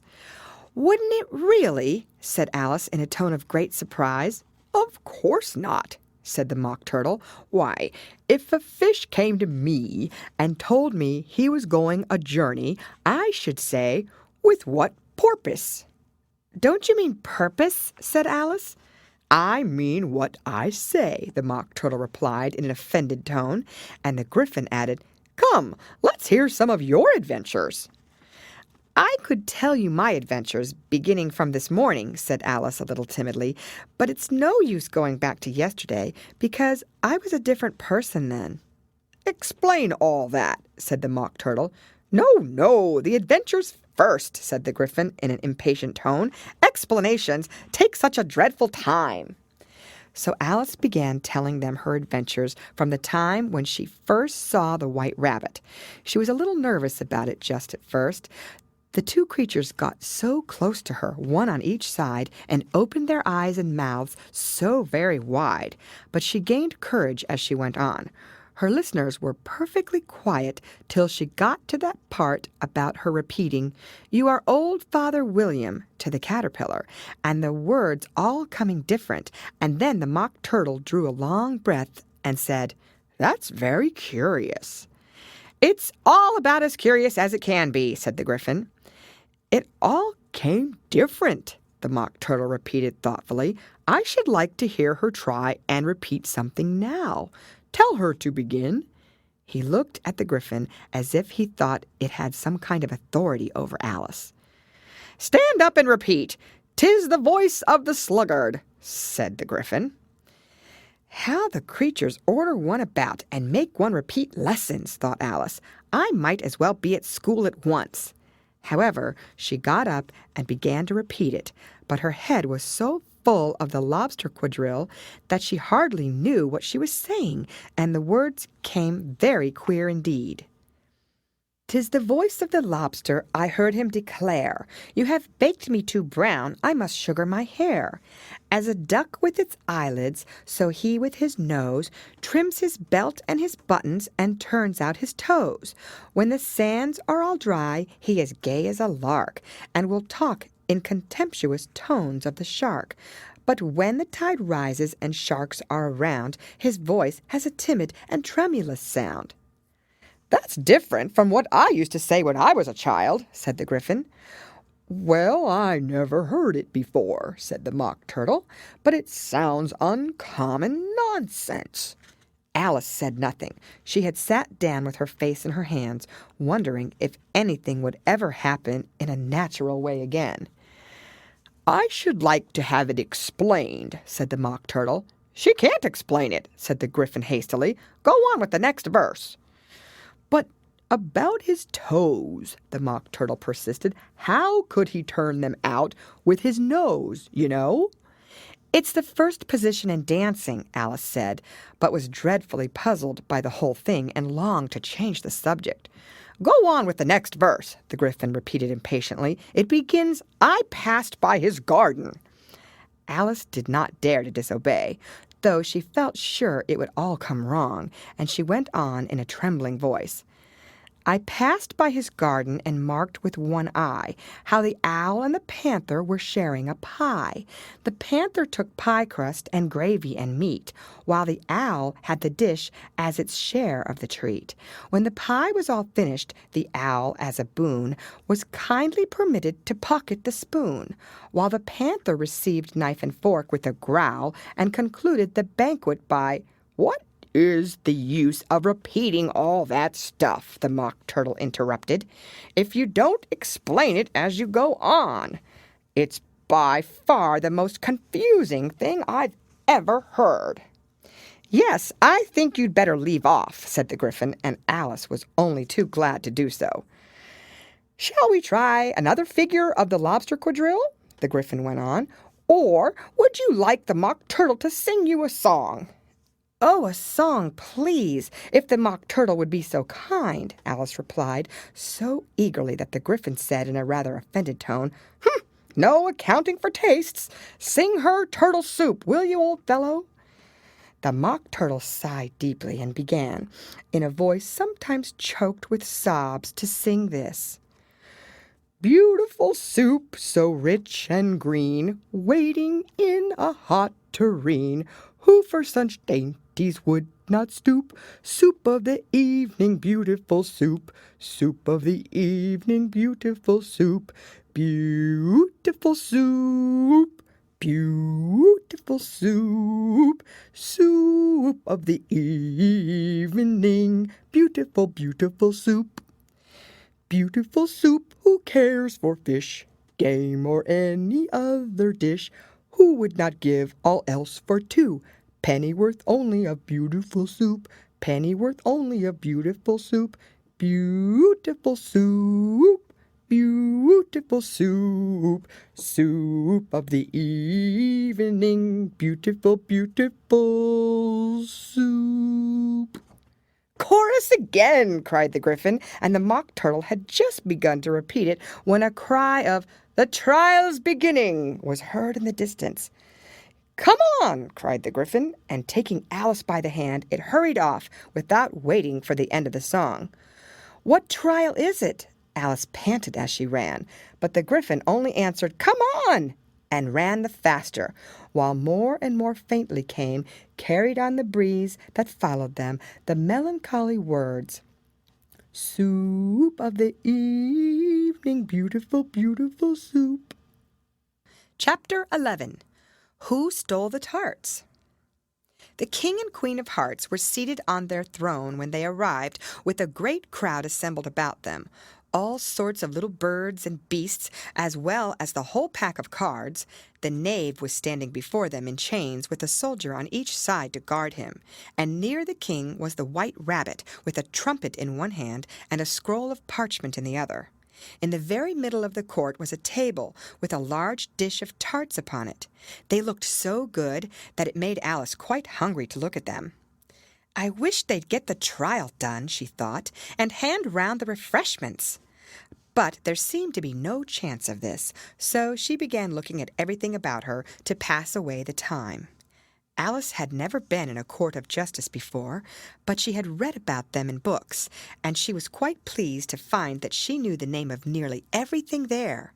"That's the judge," she said to herself, "because of his great wig." The judge, by the way, was the king, and as he wore his crown over the wig, he did not look at all comfortable, and it was certainly not becoming. "And that's the jury box," thought Alice, "and those 12 creatures." She was obliged to say creatures, you see, because some of them were animals and some were birds. "I suppose they are the jurors." She said this last word 2 or 3 times over to herself, being rather proud of it, for she thought, and rightly too, that very few little girls of her age knew the meaning of it at all. However, jurymen would have done just as well. The 12 jurors were all writing very busily on slates. "What are they doing?" Alice whispered to the Gryphon. "They can't have anything to put down yet, before the trial's begun." "They're putting down their names," the Gryphon whispered in reply, "for fear they should forget them before the end of the trial." "Stupid things!" Alice began in a loud, indignant voice, But she stopped hastily, for the White Rabbit cried out, "Silence in the court!" And the king put on his spectacles and looked anxiously round to make out who was talking. Alice could see, as well as if she were looking over their shoulders, that all the jurors were writing down stupid things on their slates, and she could even make out that one of them didn't know how to spell stupid, and that he had to ask his neighbor to tell him. A nice muddle their slates'll be in before the trial's over, thought Alice. One of the jurors had a pencil that squeaked. This, of course, Alice could not stand, and she went round the court and got behind him, and very soon found an opportunity of taking it away. She did it so quickly that the poor little juror, it was Bill the Lizard, could not make out at all what had become of it, so after hunting all about for it, he was obliged to write with one finger for the rest of the day, and this was of very little use, as it left no mark on the slate. "Herald, read the accusation," said the king. On this, the White Rabbit blew 3 blasts on the trumpet, and then unrolled the parchment scroll, and read as follows. "The Queen of Hearts, she made some tarts, all on a summer day. The Knave of Hearts, he stole those tarts, and took them quite away." "Consider your verdict," the king said to the jury. Not yet," the rabbit hastily interrupted. "There's a great deal to come before that."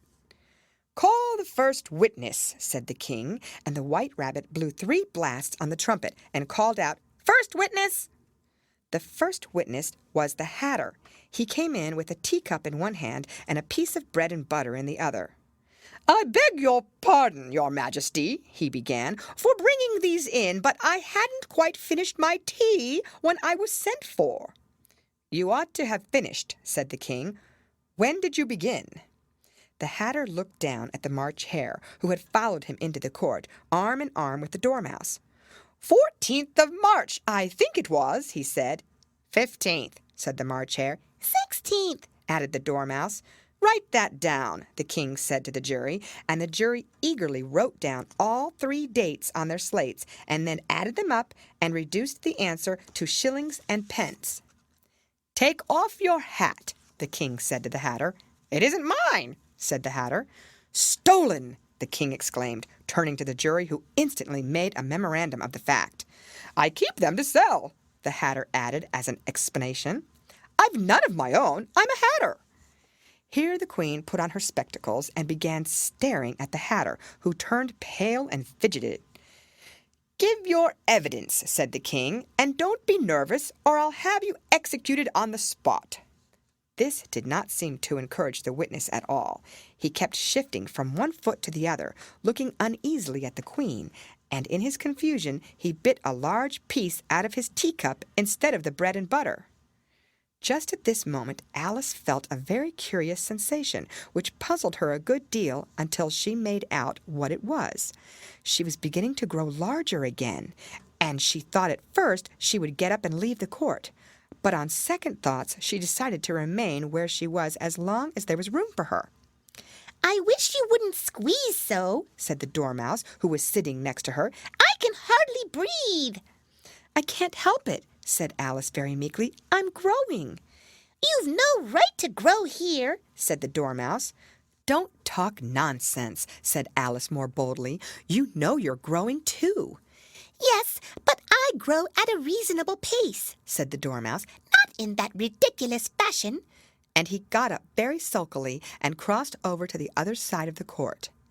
All this time the queen had never left off staring at the Hatter, and just as the Dormouse crossed the court, she said to one of the officers of the court, "Bring me the list of the singers in the last concert," on which the wretched Hatter trembled so that he shook both his shoes off. "Give your evidence," the king repeated angrily, "or I'll have you executed whether you're nervous or not." "I'm a poor man, your majesty," the Hatter began in a trembling voice, "and I hadn't begun my tea, not above a week or so, and what with the bread and butter getting so thin, and the twinkling of the tea—" "The twinkling of the what?" said the king. "It began with the tea," the Hatter replied. "Of course twinkling begins with the tea," said the king sharply. "Do you take me for a dunce? Go on." I'm a poor man, the Hatter went on, and most things twinkled after that. Only the March Hare said—" "I didn't," the March Hare interrupted in a great hurry. "You did," said the Hatter. "I deny it," said the March Hare. "He denies it," said the king. "Leave out that part." "Well, at any rate, the Dormouse said—" The Hatter went on, looking anxiously round to see if he would deny it too, but the Dormouse denied nothing, being fast asleep. "After that," continued the Hatter, "I cut some more bread and butter." "But what did the Dormouse say?" one of the jury asked. "That I can't remember," said the Hatter. "You must remember," remarked the king, "or I'll have you executed." The miserable Hatter dropped his teacup and bread and butter and went down on one knee. "I'm a poor man, your majesty," he began. "You're a very poor speaker," said the king. Here one of the guinea pigs cheered and was immediately suppressed by the officers of the court. As that is rather a hard word, I will just explain to you how it was done. They had a large canvas bag which tied up at the mouth with strings.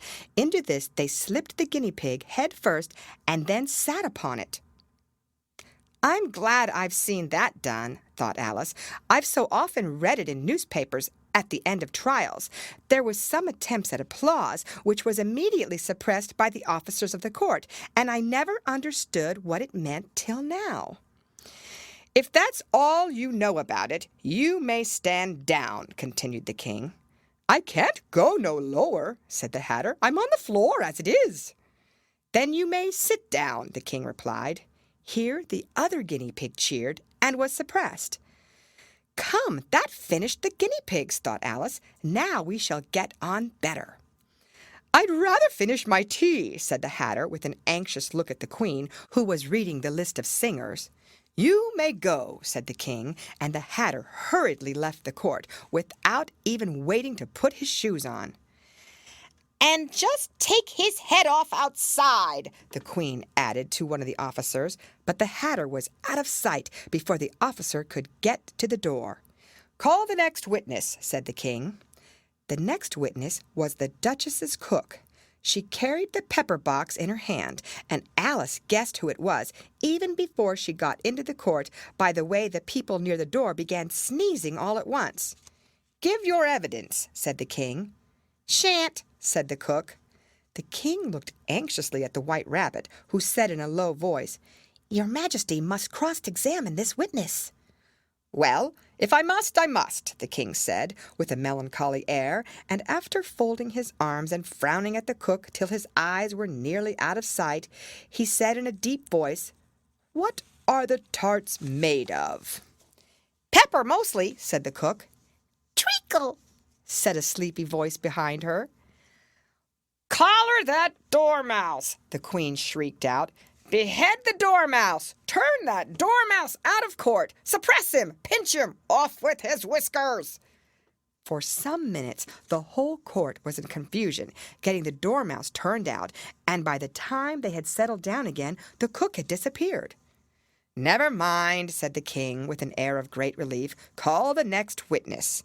And he added in an undertone to the Queen, "Really, my dear, you must cross-examine the next witness. It quite makes my forehead ache." Alice watched the White Rabbit as he fumbled over the list, feeling very curious to see what the next witness would be like. "For they haven't got much evidence yet," she said to herself. Imagine her surprise when the White Rabbit read out at the top of his shrill little voice the name Alice. Chapter 12. Alice's Evidence. "Here!" cried Alice, quite forgetting in the flurry of the moment how large she had grown in the last few minutes, and she jumped up in such a hurry that she tipped over the jury box with the edge of her skirt, upsetting all the jurymen onto the heads of the crowd below, and there they lay sprawling about, reminding her very much of a globe of goldfish she had accidentally upset the week before. "Oh, I beg your pardon, she exclaimed in a tone of great dismay, and began picking them up again as quickly as she could, for the accident of the goldfish kept running in her head, and she had a vague sort of idea that they must be collected at once and put back into the jury box, or they would die. "The trial cannot proceed," said the king in a very grave voice, "until all the jurymen are back in their proper places. All," he repeated with great emphasis, looking hard at Alice as he said do. Alice looked at the jury box and saw that in her haste she had put the lizard in head downwards, and the poor little thing was waving its tail about in a melancholy way, being quite unable to move. She soon got it out again and put it right. "Not that it signifies much," she said to herself. "I should think it would be quite as much use in the trial one way up as the other." As soon as the jury had a little recovered from the shock of being upset and their slates and pencils had been found and handed back to them, they set to work very diligently to write out a history of the accident, all except the lizard, who seemed too much overcome to do anything but sit with its mouth open, gazing up into the roof of the court.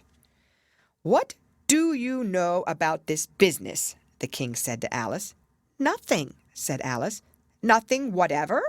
persisted the king. "Nothing whatever," said Alice. "That's very important," the king said, turning to the jury. They were just beginning to write this down on their slates when the White Rabbit interrupted. "Unimportant, your majesty means, of course," he said in a very respectful tone, but frowning and making faces at him as he spoke. "Unimportant, of course I meant," the king hastily said, and went on to himself in an undertone. "Important, unimportant, unimportant, important," as if he were trying which word sounded best. Some of the jury wrote it down important, and some unimportant. Alice could see this, as she was near enough to look over their slates. "But it doesn't matter a bit," she thought to herself. At this moment the king, who had been for some time busily writing in his notebook, cackled out, "Silence!" and read out from his book. "Rule 42. All persons more than a mile high to leave the court." Everybody looked at Alice. "I'm not a mile high," said Alice. "You are," said the king. "Nearly 2 miles high," added the queen. "Well, I shan't go at any rate," said Alice. "Besides, that's not a regular rule. You invented it just now." "It's the oldest rule in the book," said the king. "Then it ought to be number 1, said Alice. The king turned pale and shut his notebook hastily. "Consider your verdict," he said to the jury in a low, trembling voice. "There's more evidence to come yet, please, your majesty," said the White Rabbit, jumping up in a great hurry. "This paper has just been picked up." "What's in it?" said the queen. "I haven't opened it yet," said the White Rabbit, "but it seems to be a letter written by the prisoner to somebody." "It must have been that," said the king, "unless it was written to nobody, which isn't usual, you know." "Who is it directed to?" said one of the jurymen. "It isn't directed at all," said the White Rabbit. "In fact, there's nothing written on the outside." He unfolded the paper as he spoke and added, "It isn't a letter after all. It's a set of verses." "Are they in the prisoner's handwriting?" asked another of the jurymen. "No, they're not," said the White Rabbit, "and that's the queerest thing about it." The jury all looked puzzled. "It must have imitated somebody else's hand," said the king. The jury all brightened up again. "Please, your majesty," said the knave, "I didn't write it, and they can't prove I did. There's no name signed at the end." "If you didn't sign it," said the king, "that only makes the matter worse. You must have meant some mischief, or else you'd have signed your name like an honest man." There was a general clapping of hands at this. It was the first really clever thing the king had said that day. "That proves his guilt," said the queen. "It proves nothing of the sort," said Alice. "Why, you don't even know what they're about." "Read them," said the king. The White Rabbit put on his spectacles. "Where shall I begin, please, your majesty?" he asked. "Begin at the beginning," the king said gravely, "and go on till you come to the end, then stop." These were the verses the White Rabbit read. They told me you had been to her and mentioned me to him. She gave me a good character, but said I could not swim. He sent them word I had not gone, we know it to be true. If she should push the matter on, what would become of you? I gave her 1, they gave him 2, you gave us 3 or more. They all returned from him to you, though they were mine before. If I or she should chance to be involved in this affair, he trusts to you to set them free exactly as we were. My notion was that you had been, before she had this fit, an obstacle that came between him and ourselves and it.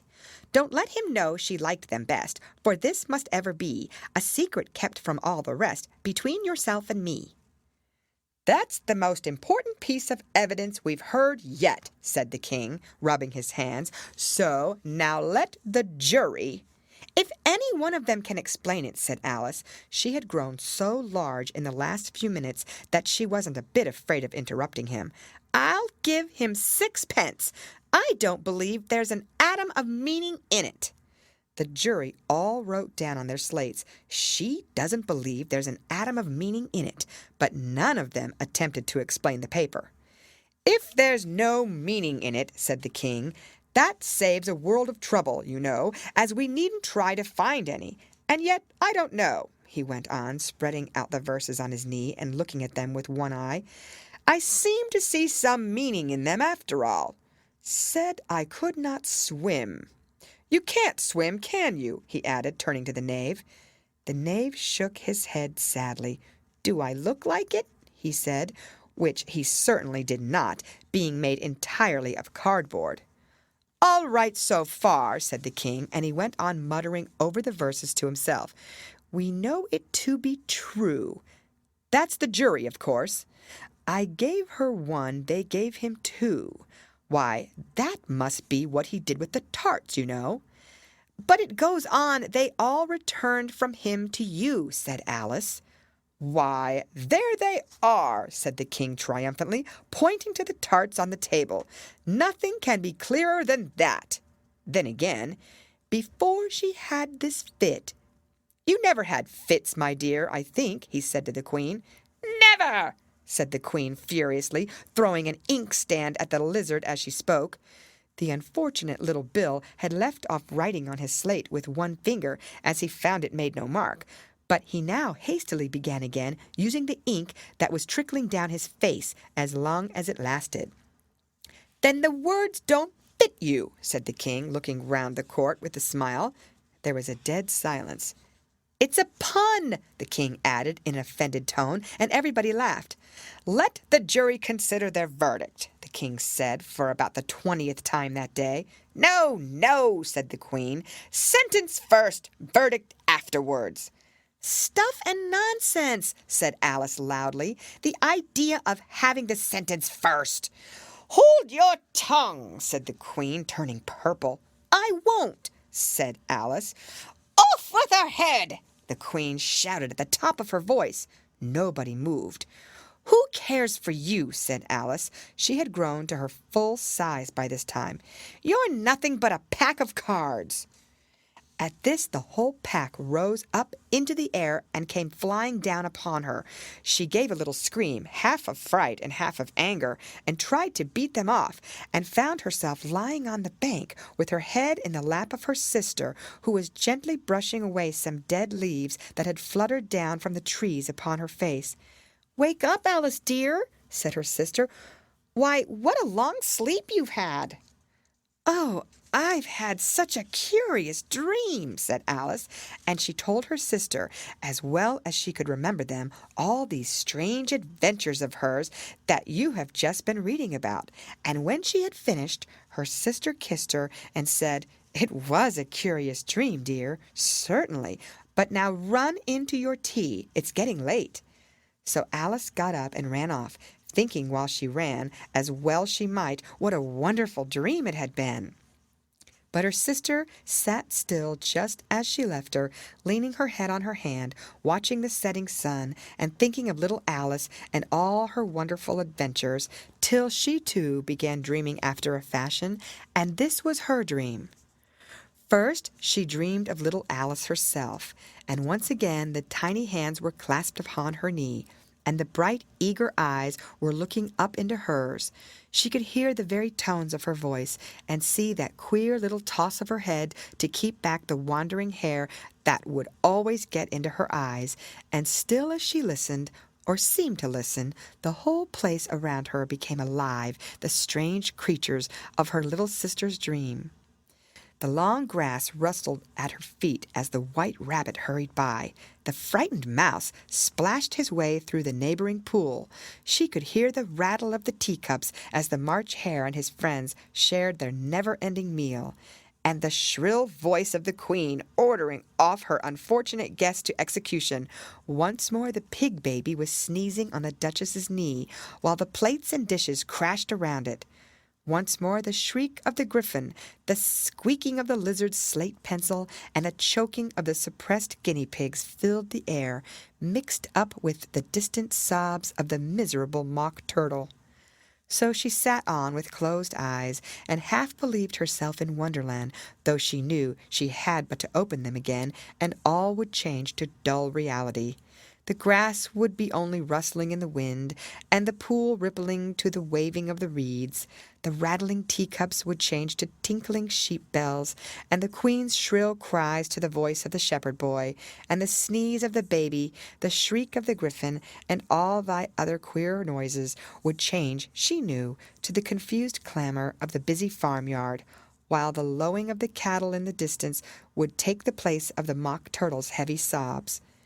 Lastly, she pictured to herself how this same little sister of hers would, in after time, be herself a grown woman, and how she would keep, through all her riper years, the simple and loving heart of her childhood, and how she would gather about her other little children, and make their eyes bright and eager with many a strange tale, perhaps even with the dream of Wonderland of long ago, and how she would feel with all their simple sorrows and find a pleasure in all their simple joys, remembering her own child life and the happy summer days. The end.